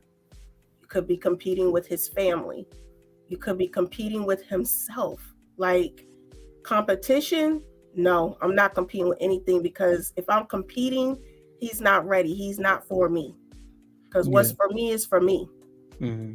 Am I willing in a relationship to prove my love for him? Absolutely. I'm going to learn him to know what exactly he needs. So I'm going to do what I have to do to prove and show that I love him. But I'm not competing with anything. Okay. Go ahead, Mary. You have to acknowledge it. You have to acknowledge that there is a piece of competition going on. It just might not be a woman. It might be something else. But it's women in this scenario. Okay, so no. You're not competing? What's for me is for me. If it ain't for me, then he's not going to allow me to compete. Do you believe in free will? Yeah. So what if he has the will to choose and you don't do anything different or extra? Do you think you'll lose and that's okay? Yeah. Because again, he had the will to choose. I have the free will to choose to stay and not stay. Okay. That's fair. Go ahead, Mary. So reality is, you are competing. Everybody's competing. That's what dating is. Dating is a competition. Now, when I'm married now, but when I was single, there were multiple men trying to be with me. You get what I'm saying? The same way there's going to be a dating phase when you're dating a man, you're not the only one. Realistically, you are not the only one. Whether you know or you don't know, you're not the only one. Now, the part that I don't like is being somebody that's not yourself, showing up as a representative to compete. You know what I'm saying? Me and my husband were best friends when we met. No idea of a relationship or anything like that. Now, when we got to that stage, there were other women that still lingered on that I already knew about. Did I stop? No. Did I tell him if that's what he wants to do, go ahead and be with them? Absolutely. But I continued to be myself, and now here I am. You get what I'm saying? So it's not, oh, just I'm gonna go toe to toe with a female. I'm gonna be arguing with females. I'm gonna be doing all this extra shit with females over a nigga. Not doing it. I was myself, but there were other women that were trying to be with him. So it's a competition in his mind because he's trying to choose. Because in reality, men choose. You know what I'm saying? They're the ones that get down on one knee. Now, if any of y'all want to get down on one knee, I'm not judging. That's your choice. Oh my God. But ultimately, men get down on one knee. So it is a competition when they're choosing who they want to marry. Like, whether you know it or not, you're competing. So Mary, you don't feel you have free will either? But why does that correlate with not having free will? I don't understand. I don't understand why women correlate submissiveness with slavery. Women doing something for their man is not free will, no. I wasn't saying that, because like I said, when I'm in a relationship, I'm proving that I love him. I'm showing him. What I'm asking you is, in that dating phase, did you not feel like you had free will to choose who you wanted to choose to be with? I did. I said that. I said there were men that I was dating. There were women that he was dating, and then we decided on each other. Okay. So it can be looked at as a competition because you're trying to see who's the better fit for you. Yeah, that's still a sense of a competition. You get what I'm saying? It's not lack of free will. You know what I'm saying? I can do whatever the hell I want. I could decide I don't want you. You know what I'm saying? So Mike Brown with the $2 super chat says, wow. He put that when Sis and Rotunda said they ain't competing. Go ahead, Shan. I wouldn't look at it as a competition at all. Okay. I think you're looking at it like we're in a competition because it may be other people, but that's not something that I will hold in my mind while I'm dating someone. Like, I'm not worried about nobody else. And if a man wants you, he wants you. If he chooses you, he chooses you. But to actually have that thought in your head that we're all are competing. No, I would never let that sit in my head, because I'm not competing with no one at all. And that's not even going to be a thought in my mind. But y'all chose each other. That's a good thing. But I don't think it's a competing thing. But I think competing. Hold on, Mary. Hold on, Mary. Let me just ask a clarifying question to Shan. So, Shan, if you had a man coming over for the first time, right, and you cooking him dinner, you gonna cook him your first best or second best meal? All my meals are good, so I don't know if it's the first or the best. Yeah. Everything come out my kitchen is the best. I don't know. He gonna fall in love with anything I cook. Shan, I respect it. It's called self-esteem, not we-esteem. So I'm just letting you know. I don't know what's a second meal from a first meal. If somebody had a gun in your head and it better be good or else. There's a meal that pops in your head that you would cook. Me, I'm a fried chicken. Because I know. Fried chicken? Yeah. My mom had this recipe. The shit is, I'm telling you. So that's what I would do so they don't blow my fucking head off. Oh no, I'm not gonna fry no chicken. Okay, so again, in a hypothetical, right? Because we just having a conversation. You're gonna cook your first best meal or your second best meal? Because you I'm don't going seem with like the type that I doesn't might- make a great impression. Listen, I probably will go with the first one. I'm going Why with the not? second. I think I'm gonna go with the first one. Yeah, I think I would too, because I want to First put my best. impression is No. the best impression. No, I'm going with the second. I'm going with the first. Yeah. I'm gonna cook whatever he like. Ain't no competition. It's Just the whatever first. he like. It's the first. If it's no competition, this is So the why first time would ever. you go with the second? I'm going with the second because it's still going to be good. It's the second best. It's still going to be good, but when he does cross that line, he's gonna see what's better. You get what I'm saying? You got to give room to grow. You got to give room to show what else is on the other side. You don't want to give all your best at once. I'm going all in.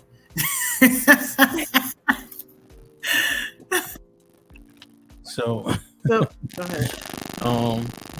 so questioning, who thinks it is a competition? Nobody. I mean, Mary, think you it's stated only it. competition, right? So nobody else. So Ham, I want to ask you. I think you said it. I just want to be very clear. You Yes, mean ma'am. with women only, or with like what we're trying to say, the career, the family, the kids? Women here. I think.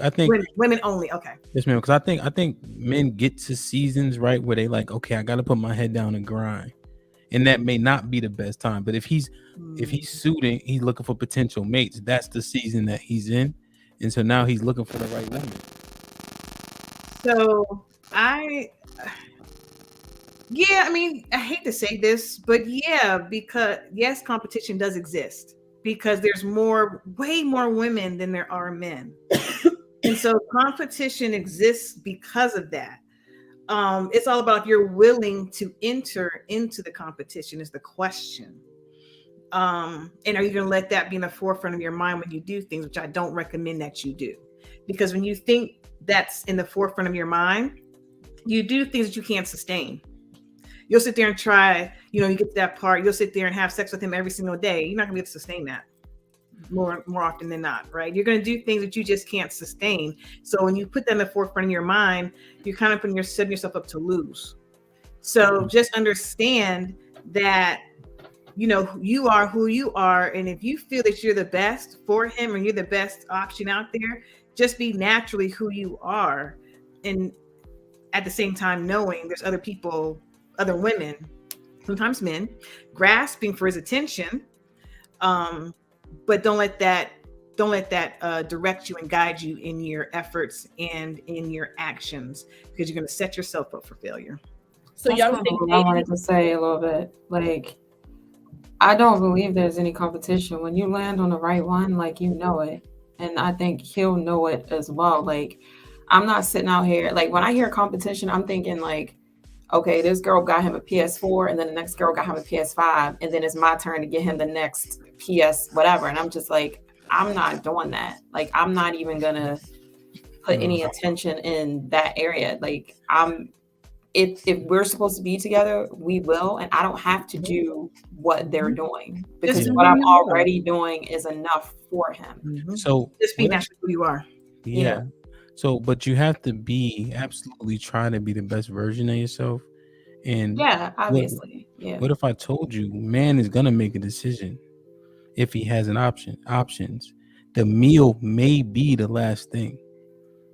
What if he like, damn, I can't choose? They both soft, fit, feminine, submissive, but Shan put her motherfucking foot in them ham hocks.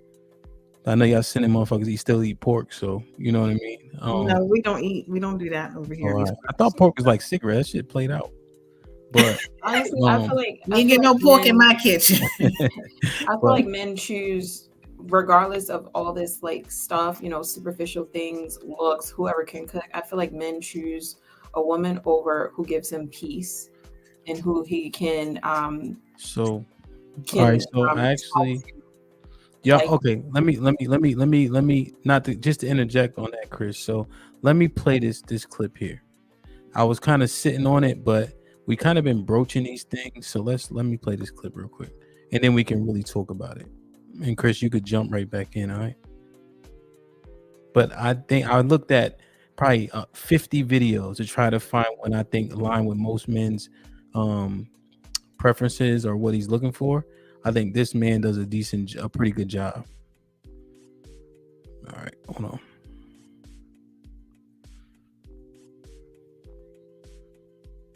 You want a woman who lessens your stress, not adds to it. Now, you don't want a woman who's a doormat. You don't want a woman who's competing with you. Hold on. You want to look for a woman who seeks and brings you peace. As men, we deal with enough tension and conflict in our everyday lives. You want a woman who lessens your stress, not adds to it. Now, you don't want a woman who's a doormat, but you don't want a woman who's competing with you either. A must-have is a woman who respects you. Pay attention to how she behaves towards you, how she speaks to you. Is she always contradicting you, questioning your judgment? You want a woman who trusts your decision-making abilities and respects you as a man. You want to have someone with similar values. Your values are the foundation upon which you build your life.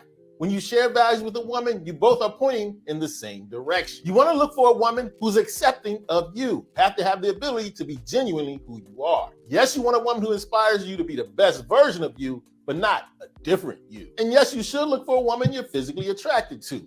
As men, we're visual creatures. Now, the other traits on this list are very important, but it won't matter if you don't want to wake up next to her. So, peace in most of the videos is top 1 or 2, and then it's beauty or peace. So out of the 50 videos I watched, either beauty was number 1 or peace is high up there.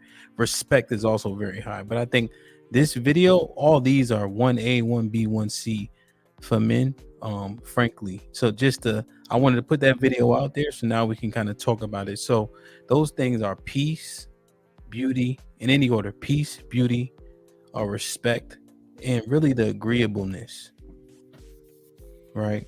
And then the inspiration. Men be very careful, not motivation, but inspiration. If that man's not already motivated, you're gonna have problems. But inspiration is what a woman can be.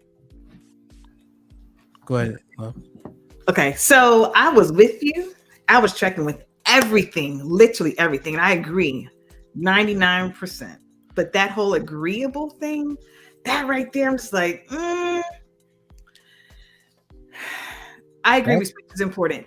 I do. The reason why it's like, what if she has a difference of opinion? And so if I have a difference of opinion, does that make me not agreeable? Well, you heard what he said. And that's the problem piece. That's the problematic piece of it. Everything else, the respect. Absolutely, you should absolutely respect your man. Absolutely trust his decision-making skills. Absolutely not question everything that he does.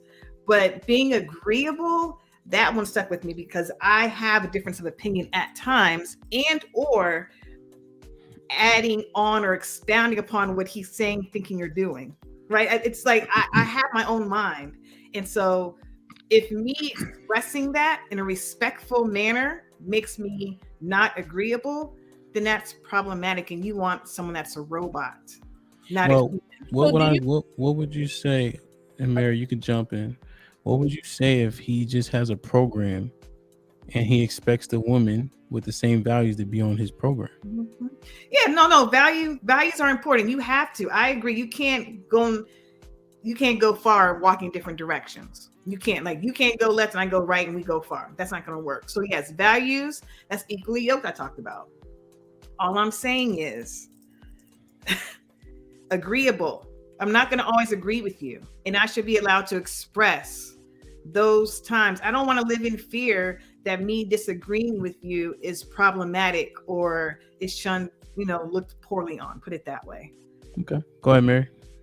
So my thing is, with you feeling like you're not agreeable, is it because you haven't come across somebody that you can actually agree with that would be on the same page as you?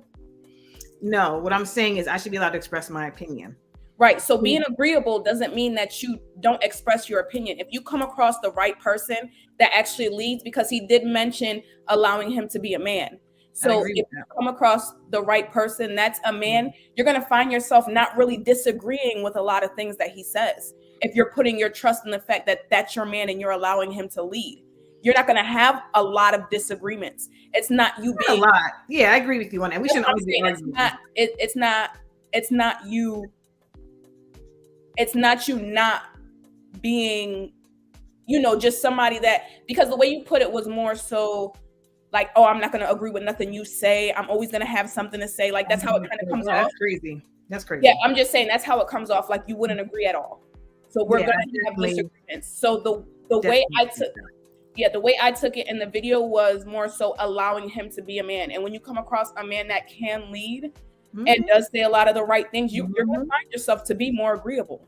Absolutely. But what I'm saying is, I never said constantly argue. Like, who wants to constantly argue? I've never said that. What I'm saying is, and I asked the question first, my very first time I said, is it considered not agreeable if I don't agree with some things that you say and I give my opinion?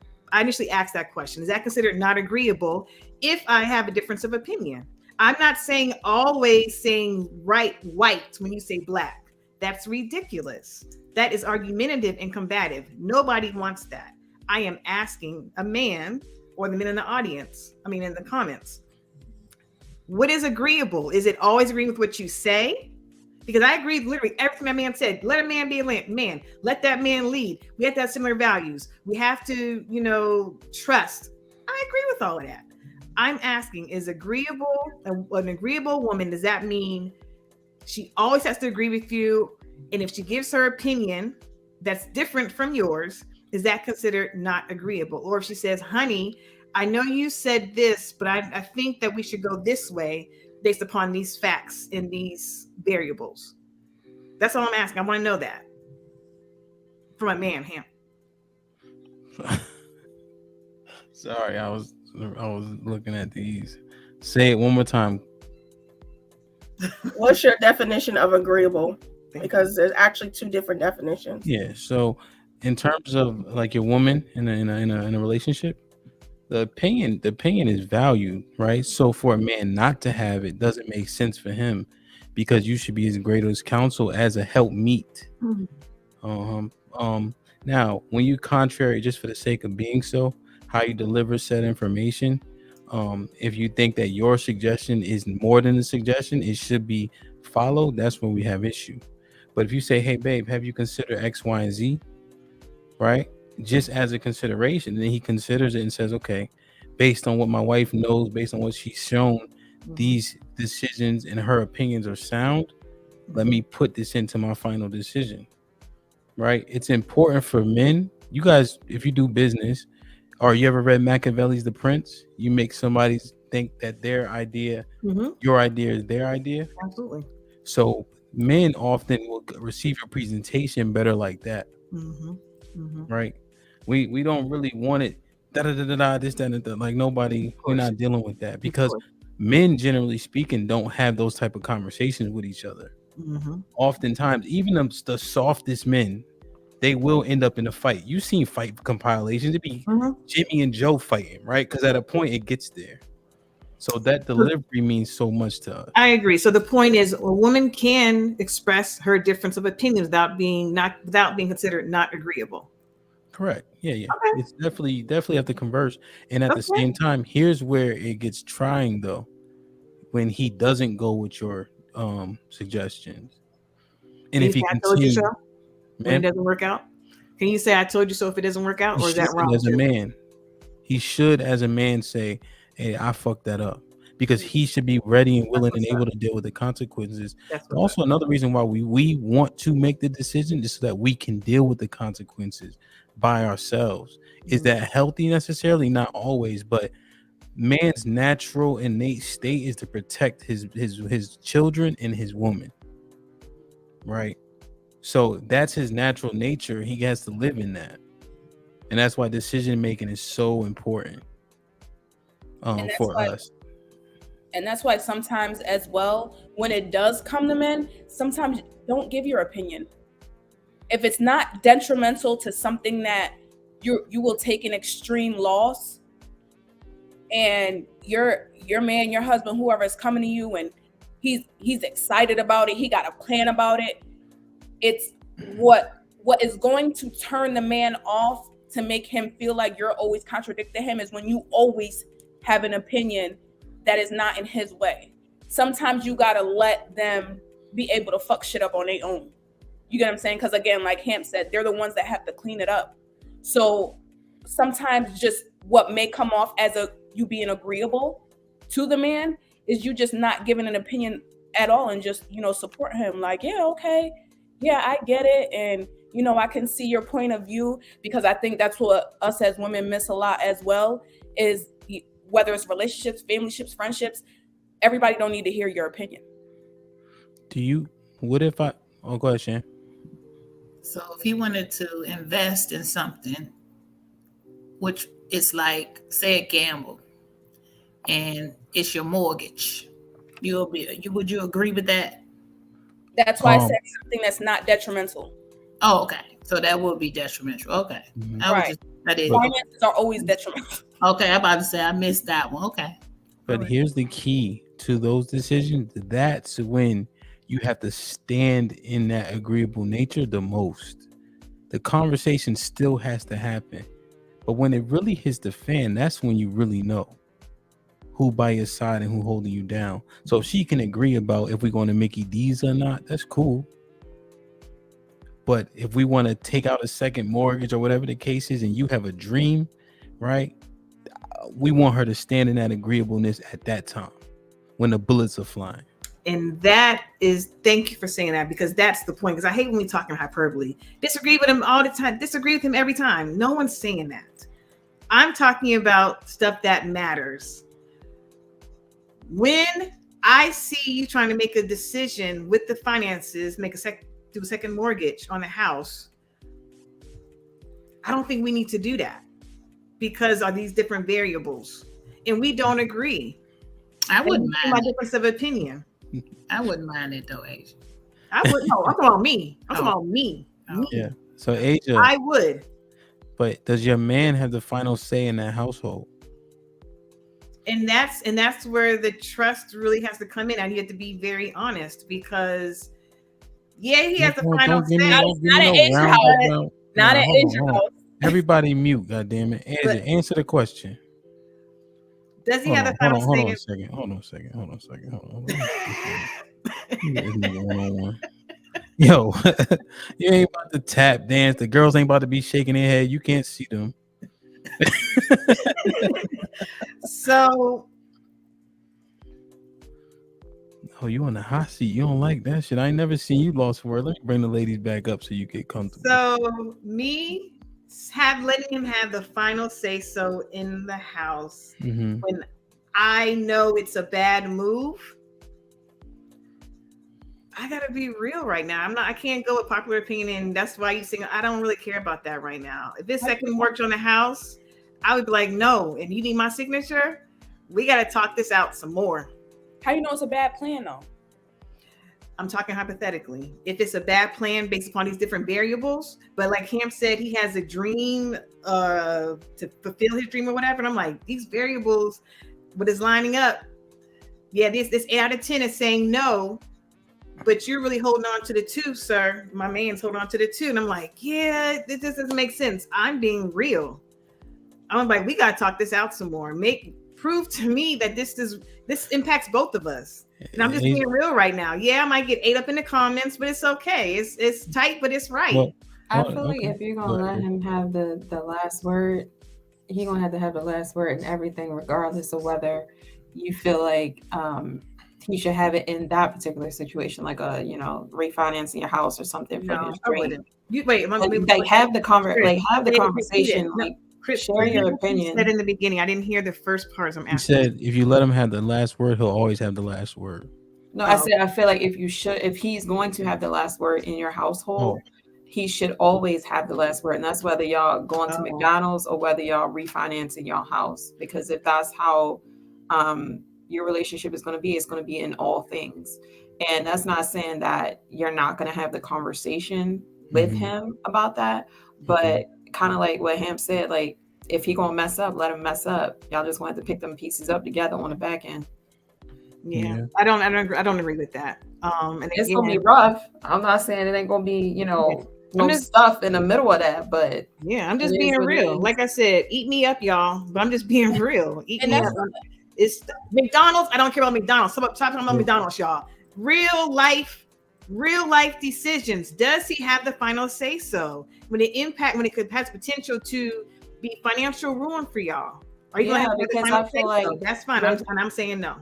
Well, I feel like with him as a man taking on that load in general, like when you get with a woman and y'all get married and y'all make the decision that he's going to lead that household, he has to take into consideration that, hey, I'm not only thinking for myself now, I'm thinking for my wife, I'm thinking for our children, whoever else comes out of that.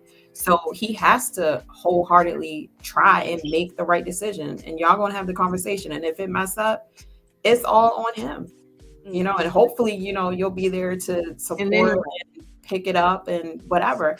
But it's a decision that was made. That's how you guys decided to lead your life. Right. And that's why it's very important who you connect yourself with in a partner. That is super duper important. So it really wouldn't come down, this hypothetical, it really wouldn't be such a hard thing because I trust my husband with my life. I trust him with everything. So it really wouldn't be this second time around. So you're gonna support him then? Second time around, right? And I have to make sure that I'm in the right space. Listen, see that. So then, yes, I would, because I just made with my life. Here we go with the contradiction. I gotta breathe. Wait. Either way, through it. Either way, like Chris said, like Chris mentioned, you either gonna support him the whole way or not at all. I feel like our men lack support from us women a lot. In general, especially in relationships. But that's another topic. So I do, what the fuck? Lost my train of thought. But get a pen and paper next time, Mary. You getting old. Well, let me hold on. Well, just get your thought together. Obviously, if you guys are making real life decisions, Rotunda, and you can speak hypothetically, you can speak through experience. Does your man have that final say? I wish I had my buttons. Bruh. Put them in the bathroom.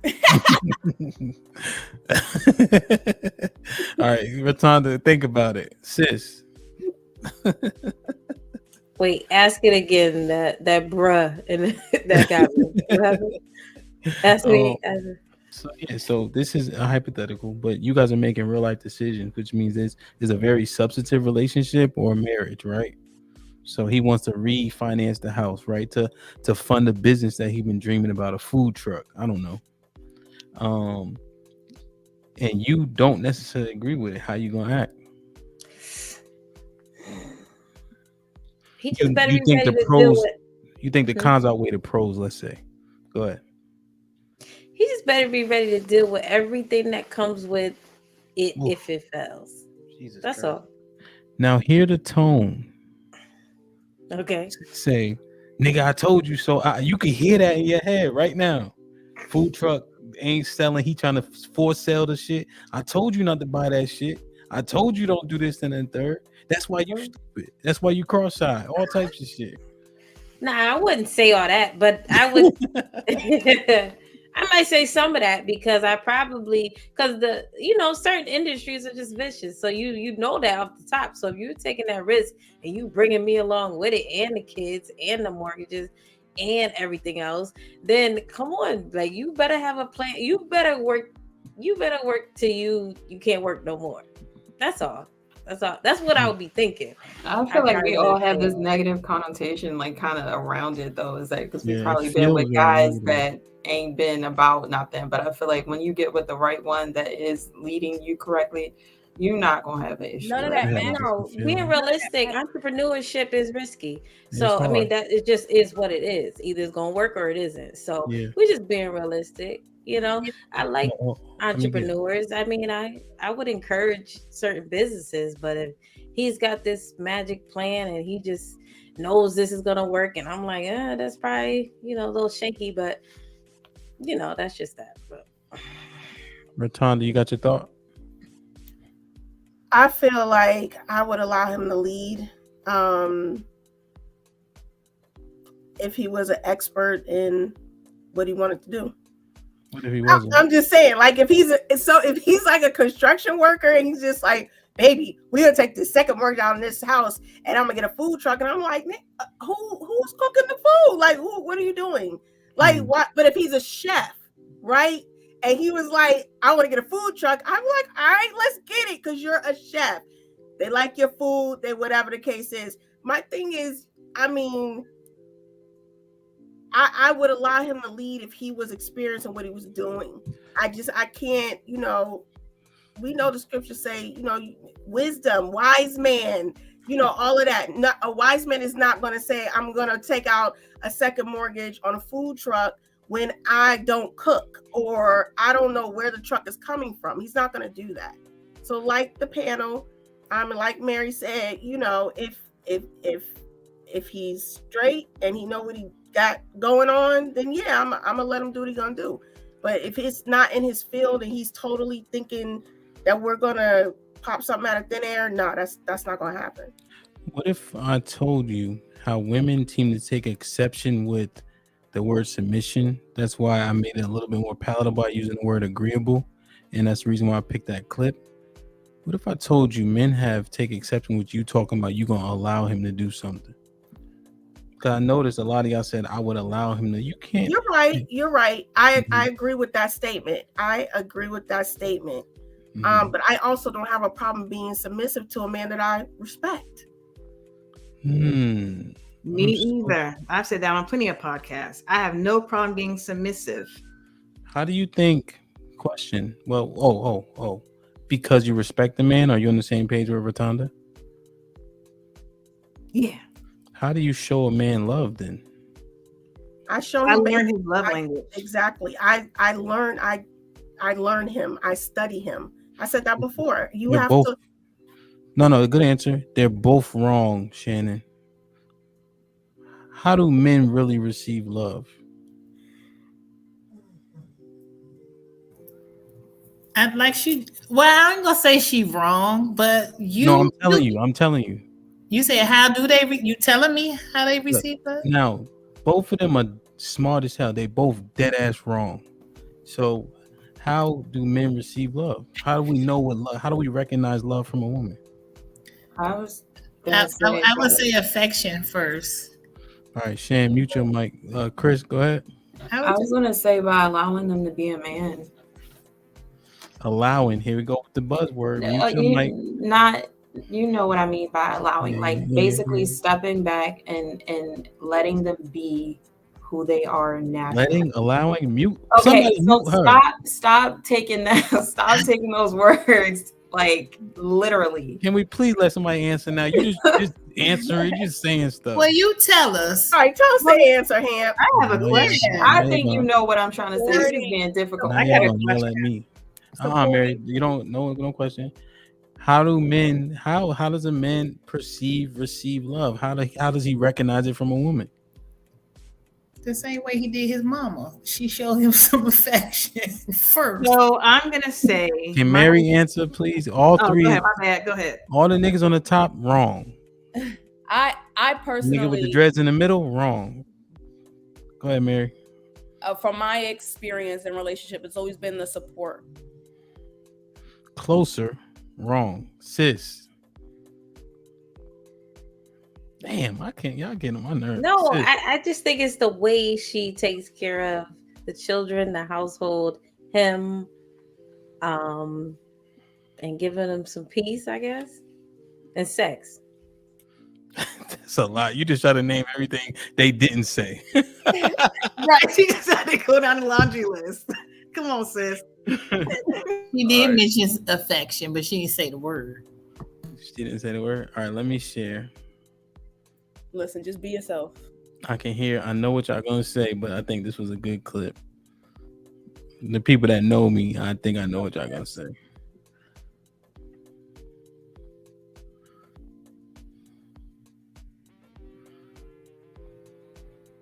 Respect to men is love. Like, men don't feel loved if they don't feel respected. And your job as a woman is to make them look good. Does it look good to a guy to have his girl hugging the whole basketball team, hugging the whole rap scene? So, easy clip. It's a caucus person, but she said it right. Are we allowed to listen to them? But I said that. I said it takes respect. I said that. Rotunda, no, you didn't, bruh. I didn't say respect. No, girl. I said that I would be submissive to my man if I respect him. That's exactly what I said. You better go back. She's still talking. I'm ignoring her. Is she saying something? Tell Rotunda I'm not talking to her if somebody hear from her. But nah, but yeah, and it's crazy, right? Because Kevin put this in the chat before when we started answering the question. This was his initial answer. That's how we really perceive it. If you don't respect us, that love doesn't resonate with us. And so some of the contrary opinions, talking out of turn to us, if you don't respect us, we have a hard time taking in and perceiving that love from you. What say you, sis?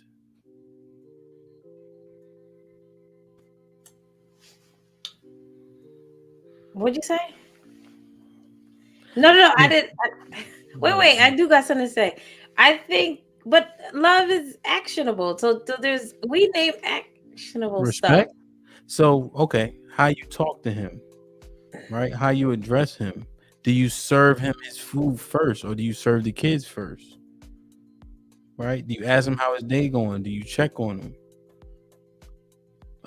Are men calling your phone? Do you have male friends? All this stuff. Are you talking to some exes? All type of shit. Are you going on girls trips? Are you going to happy hour with all your coworkers? And some of them is men. Are you going out from 10 to 2 a.m. at night?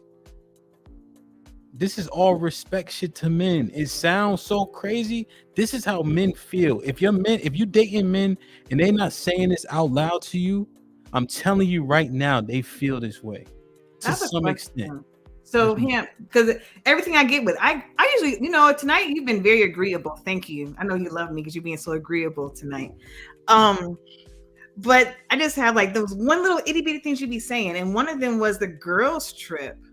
So you can't go on a girls trip and still be who you are as an individual, and then still come back to be a better self in the collective. No, I'm gonna tell you right now, a girls trip. Most men don't even really prefer their women to be on social media, let alone going out on a girl trip 5 days with a bunch of heifers that got bad intentions. What about 3 days? Leave my page tonight. I mean, and my body count is 2 when this podcast over. So I get it. I'm just saying, and this is, and again, like I actually when I got engaged initially, and my wife had like a bachelorette thing, I like paid for like the Airbnb and for her to go, and then her friends went, you know what I mean, right? But that's not necessarily preference. And as you mature and get closer to, like, men are less inclined sometimes, because it's just like, also every time my wife ready to go somewhere when we was dating, I always start an argument. That's manipulation. No, you just be mad because we don't know how to express it. So we rather be mad because we comfortable being mad. But we really mad that she left, but you ain't clean up before you left. You know what I mean? Shit like that. So, but men don't prefer it. So let me ask you this. Do men prefer their women to be healthy mentally, spiritually, and emotionally? Spiritually, I don't want to ask what that look like, because I know that can be I can tell you a rabbit hole, but yes, we want her to be healthy for sure, in every way that people think they should be healthy. Perfect. And so do you agree that one of the ways that an individual can be healthy and remain healthy is to keep a sense of themselves but still be a part of the collective? So I think that an easy answer is yes, but I also wonder how necessary that is. Like, I'm perfectly fine with doing everything for my family, period. Like, I'm the last person I think about. I don't know if that's healthy or not, but I think that's how it's supposed to be. And I think if I'm pouring into her and she pouring into me, I think we'll get that fulfillment. Like how often do we need to keep investing in ourselves to be if the best she's version investing in me? to be the best version of yourself. I just want to know. This is really questions. Yeah. They're not gotchas. No. Yeah, facts. Yeah, facts. But you Yeah, can you can still be yourself and also be what you need to be for somebody else. Mary, no girls trips, right, Mary? But I don't really have friends like that. Probably 3. No kidding. I wasn't gonna say nothing. Why you say that, Hannah? I'll put myself on mute. Mary.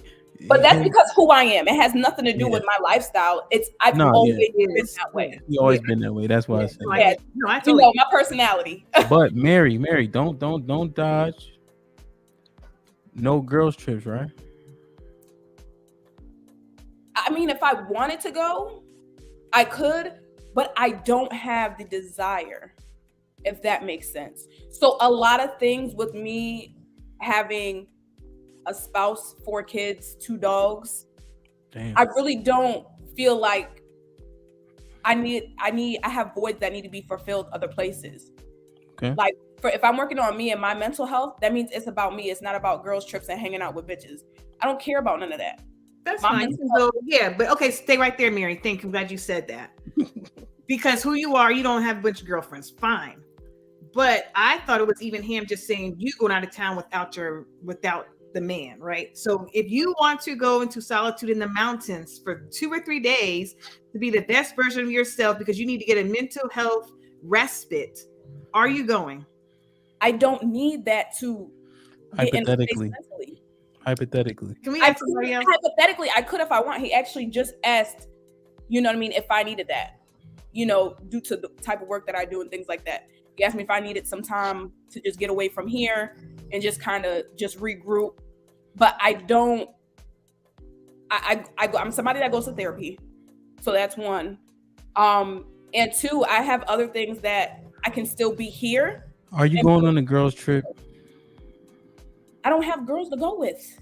She doesn't have female friends, so stop asking her that. Like you gotta ask. No, I'm not gonna say I don't have female friends. I have 3, but we're all moms with multiple kids. All right. Yeah. So Chris, what you think about the girls trip thing? And I'm telling you, men feel this way.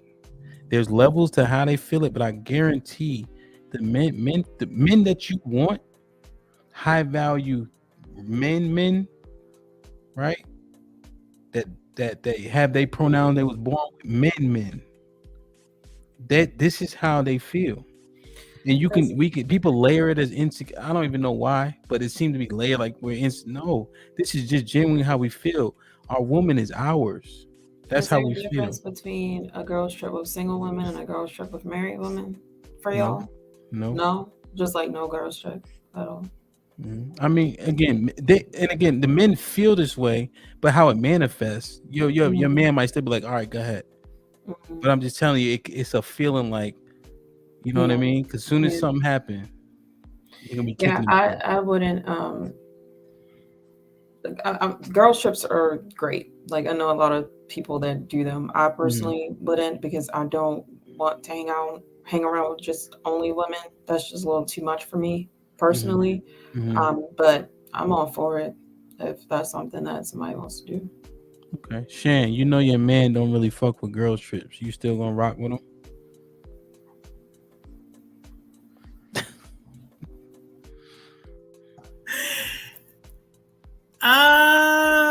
I'm watching you and I'm recording what you're saying. What's your she could be learning this whole podcast. Normally, I would go with the girls trip. But I probably will opt out if it got serious. Okay. If it got serious, I probably will opt out. See, Shan processing. I've been noticing her forehead been getting shinier and shinier the whole podcast. That's the light. That's the light. Probably the oils from working out. But yeah, I would. I love girls trips. I have my best time with the girls, like laughing and just enjoying, each other. We act silly. You just don't get that when you with your man. It's just like, it's a boob trip. It's, y'all. So you're not going on a girls trip. What about a solo trip? Would you need to get away to get your mind right just for a couple of days, just in the mountains, just do a retreat? You're not going there either? No. Okay. No, if it got that serious, no, I probably wouldn't. I would opt out. Back when I was younger, I would go on the girls trip, but today, no, I will stay. So also, love, just on that point, men don't fuck with solo trips at all. Yeah, because the other men gonna be trying to. Sis, you going on a girls trip? Sorry, Asia. Sis, you going on a girls trip? No, I don't. I don't want to ever. Okay. Good question. Hold on, Mary. Hold on. Ratonda, you going on a girls trip? No. Mary, what's your Chris? You answered. So since Love the only one now, if you are planning a girls trip and you have a husband and he says, I don't want you to go. What are you gonna do? I wouldn't go. If he asked me not to go, I wouldn't go. That was not the original question, Mary. The original question was putting away girls trips and shit like that niggas don't like for your marriage, relationship, or whatever the case may be. The question was not did he say don't go. The question that what Ham said was they don't like it. They don't like it. He didn't say right. So the man you're with doesn't like it. So he's telling you, I don't want you to go. He doesn't like it. No, that's two different things. He may not like it. It's very two different things. He may not like it, but he's like with the real clenched teeth. Because again, Hampton wanted Sharnice to sit there and go do the Airbnb trip for her bachelorette party, but he still did it, right? And so that's what I'm talking about. He didn't say don't go. I don't want you to do it. He did it with clenched teeth and said, "Whatever, man, go ahead." That's where I was taking it. But that wouldn't change your mind. That wouldn't change your mind. Because he sat there and said, go ahead and do it. But in the back of his mind, he didn't want it. You better sit there and speak up. There's a difference. But he wants to know that you're choosing him. So a lot of men like to know. That doesn't mean I don't choose him. A lot of men like to feel like you're choosing them. Yes, to you it doesn't. But I'm saying men like to feel like you're choosing them. They don't want to feel like they're telling you what to do. They don't want to be that person that's constantly telling you what to do. But do they want you to do things in their favor? Absolutely. So if he's sitting there with clenched teeth about you going on a trip, he wants you to make the decision to be like, you know what? Because I value this and how he feels, I'm not going to go. But he could also value me and know she needs to get away. But he could value me and be like, I know she needs to get away, so I'm not going to prevent her from going. But that's so that is not because sometimes that has nothing to do with mental health. Away, and it's not. You threw mental health in it. All girls trips are not due to mental health. Who said that? But who said that, Mary? But I'm saying that you keep saying my mental health, my mental health, my mental health. It could be a solo trip. But I'm saying a solo trip. It could be just any type of trip. Not you can't look. You don't even be fucking listening. God damn. So Mary, you're basically saying, so if using Ham's scenario, so he doesn't like the fact that he paid for the Airbnb or her going to the bachelorette thing, but he chose to do that because that's what she needed in that moment. That's what she wanted to do. Are you saying that that's wrong because she should have saw that he didn't like it, so she shouldn't have gone?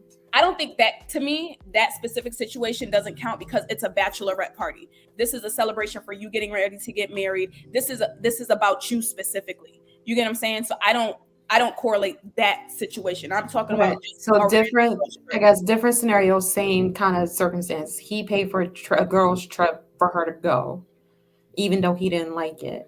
But she was excited to go. No, that was an exception. He planned it and sent her. So that I don't even think that was a good example, Henry. But Sissy's correct. I'm just trying to figure out if you're saying that the woman, if the man is doing something that he doesn't agree with, the woman should turn around and say, oh, I'm not going to do it because she sees that he doesn't agree with it. So here's how it'll manifest, right? The man doesn't want to have to tell you no. You know how he feels, you understand him, and therefore you make decisions based on what's best for the group. Right? If he has to say no, you ain't going, we all know that doesn't work well. Right? But if you understand his reasoning, how he feels, just generally his sentiment, then you err on the side of his sentiment. Because what do you guys think the number one reason men cheat is? Just give me one sentence. Just because they feel like it, or okay, it's available. And we're talking about married men, not like dating or. I'm talking about married men. A lot of married men are single. Okay. Because someone else gave him what he wanted. My husband talking about physically. My husband cheated because he didn't get no sex. He wasn't getting respected. He didn't get no sex. This is what it is. Okay. Love, what you think? I would go with the majority. The majority of men cheat because they're not getting what they want at home. Okay. Shan? I think some men just like varieties. Mm-hmm. They don't know how to just stay at home regardless. Mary? I think a lot of it has to do with the ego. Lacking something somewhere in regards to like the respect, just them not feeling like they're the man they're supposed to be. Goddamn Venus. Shh. Okay. Chris, sorry, what was yours? No, I was just basically saying they're not getting whatever they need at home. So they're looking elsewhere for it. And it doesn't always have to be sexual. It could be attention, it could be respect, it could be a number of things. So before we go into it, I just want to say shout out to Kevin3905. He sent us a $20 Cash App. He's been on since the beginning. I think he might even be a new viewer. So shout out to Kev, man. So, and you can look this up. Men stepped out. Sex is second to appreciation. Men often feel underappreciated and undervalued in their marriages. That's something that can burn a hole, right? And if you notice, society does it too with Mother's Day versus Father's Day, right? You don't never see no men talking about I'm the mom and the dad. But men get undermined so much just on that, just as a small example. Right? We get faced with new wave feminism. We get faced with this so-called patriarchy.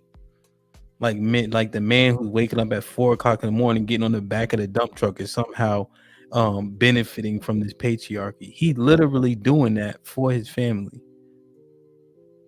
We know we get shit on and it gets justified as black men specifically about what we do and don't do. We all get categorized into one category when the statistics don't necessarily support said category. So men will feel underappreciated. And then they go out to somebody who appreciates them.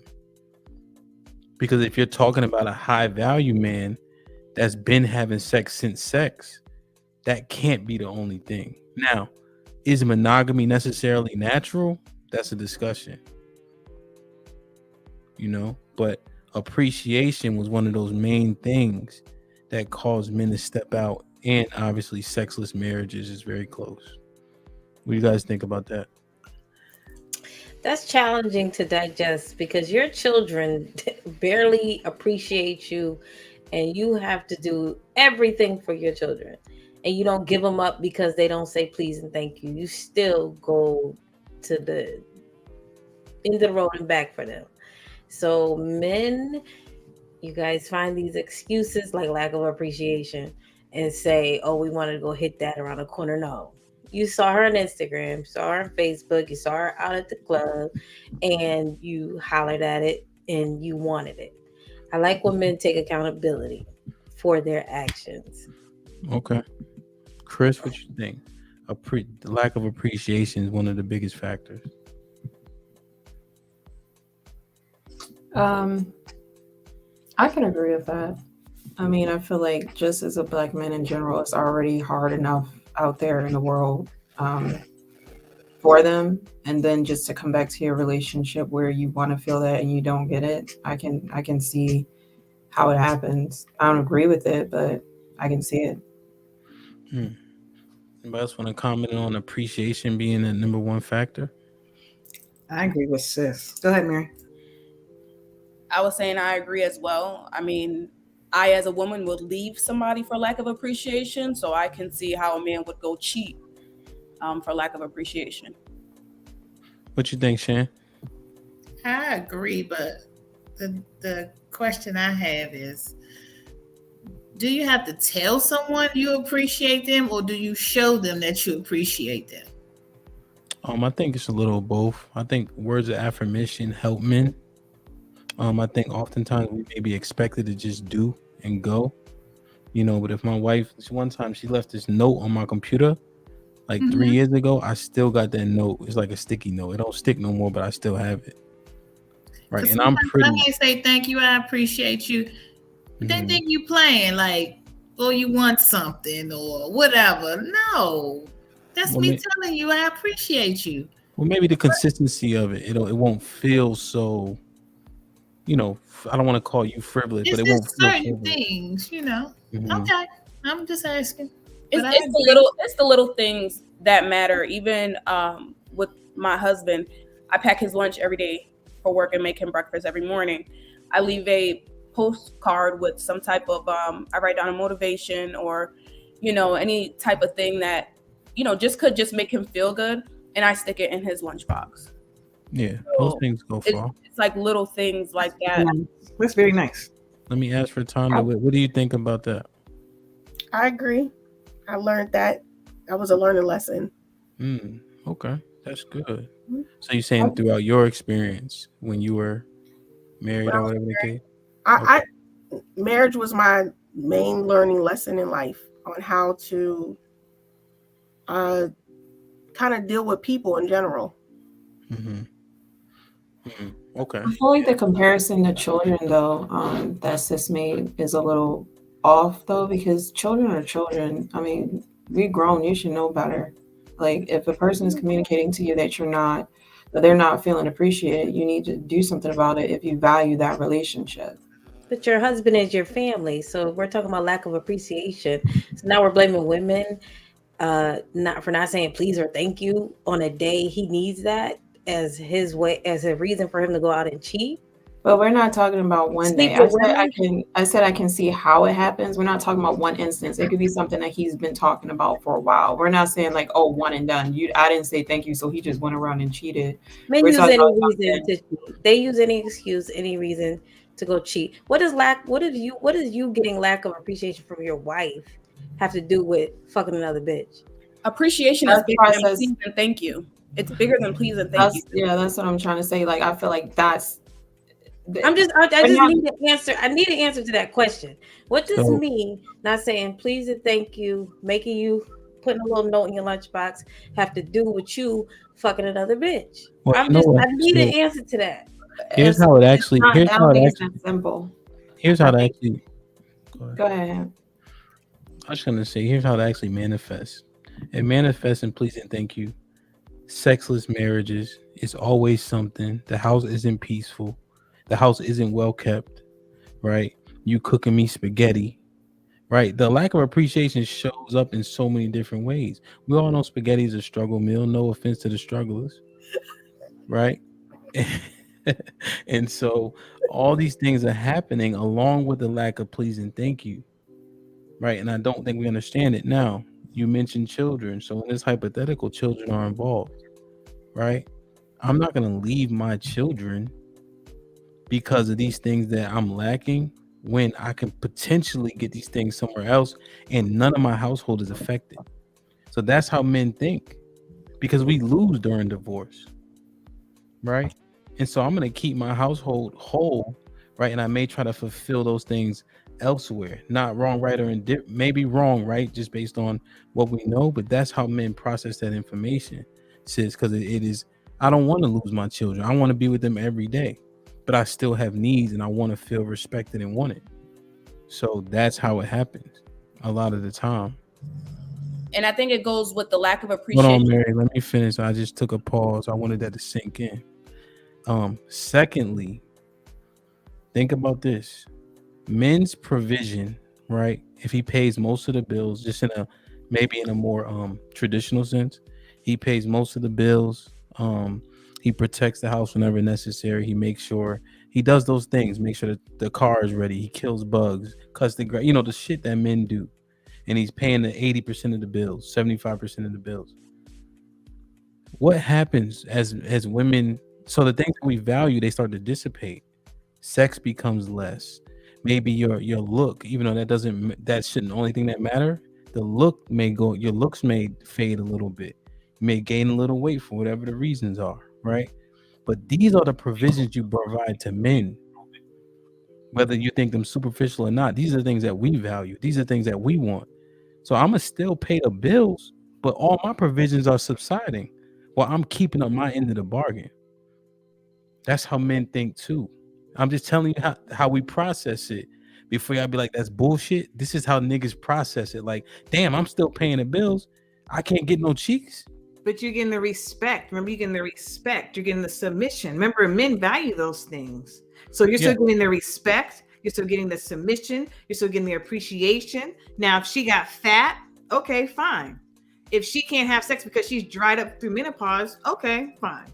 But she's still giving you all those other things that you rated as top. She's still giving you peace at home.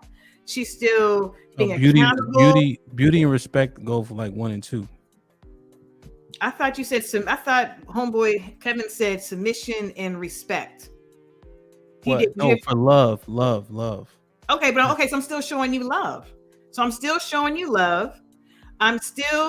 showing you that I appreciate you. I'm still see you, Shannon.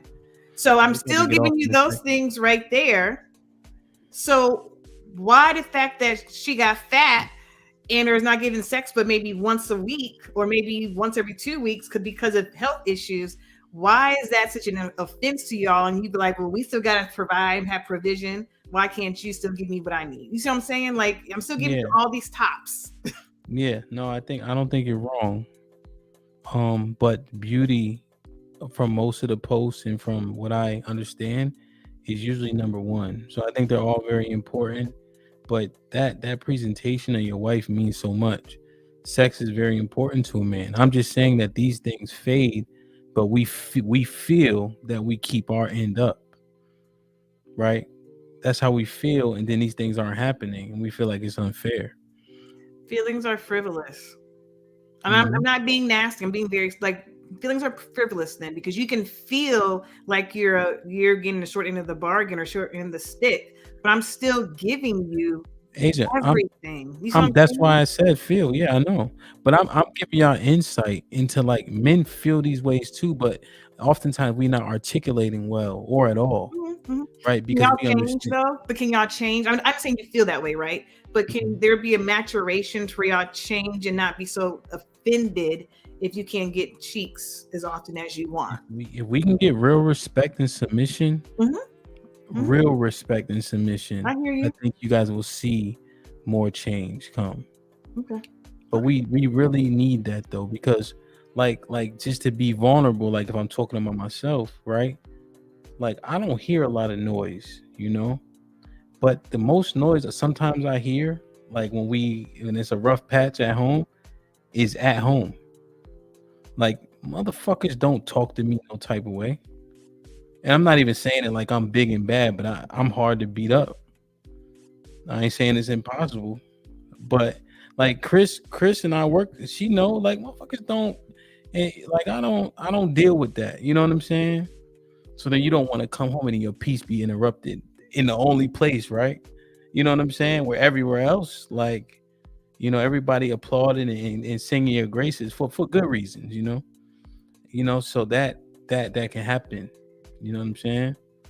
So we just got to understand, men, we have real tough exteriors, but feelings manifest in us a lot differently.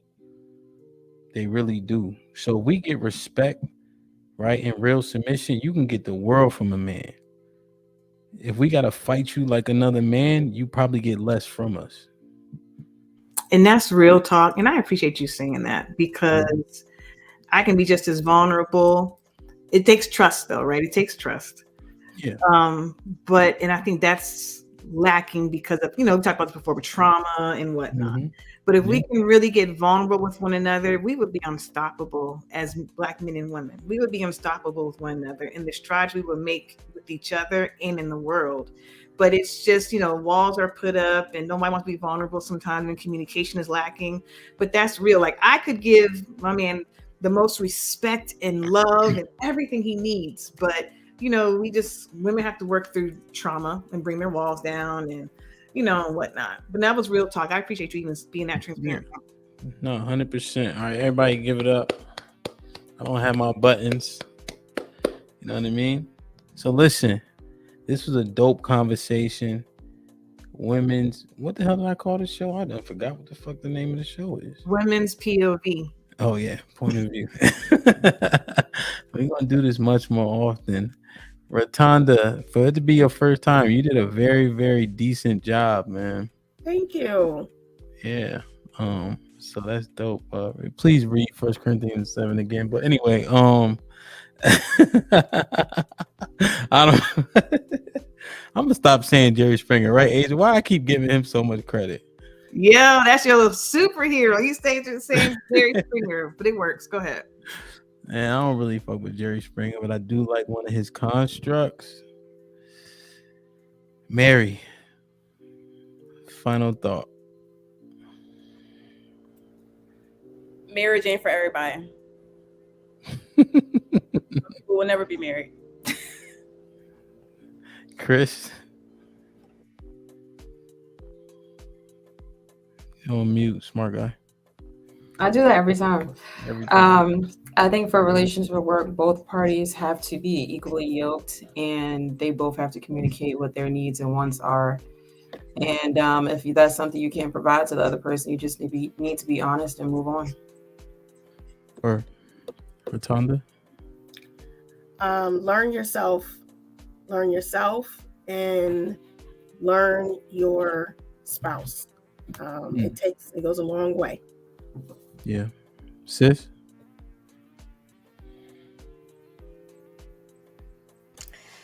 Let's see. Double R Films, is that what that says? I did take a couple pointers from today's podcast. Respect and submission, I will try to implement. Well, if I ever do get married, because I think marriage could be for anybody. So married women, please don't ever get it twisted, because your husband might be out here very single. So, but let me go back. I do think marriage is for everyone. There's someone for everybody. Women out here. All right. Take care. Have a good night. Asia. I had to get that last laugh out. This was an awesome conversation, and I think that it ended so well with him, from a men's perspective, being very vulnerable and transparent. I think it's very important also for each side, each sex, to know one another individually.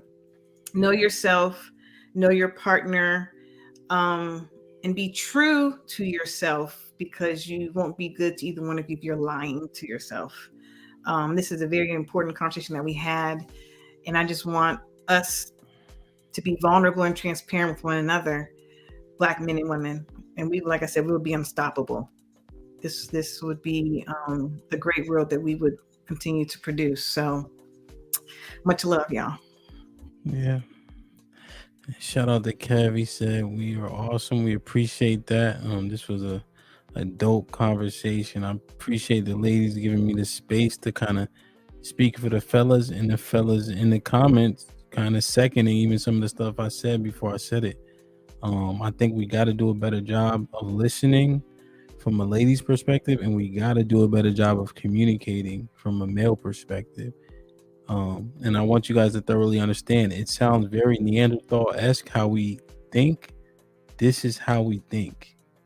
Like, right? And it may not manifest like we gonna walk on our hands again, but we don't want nobody talking to our lady, touching our lady, calling our lady, none of that.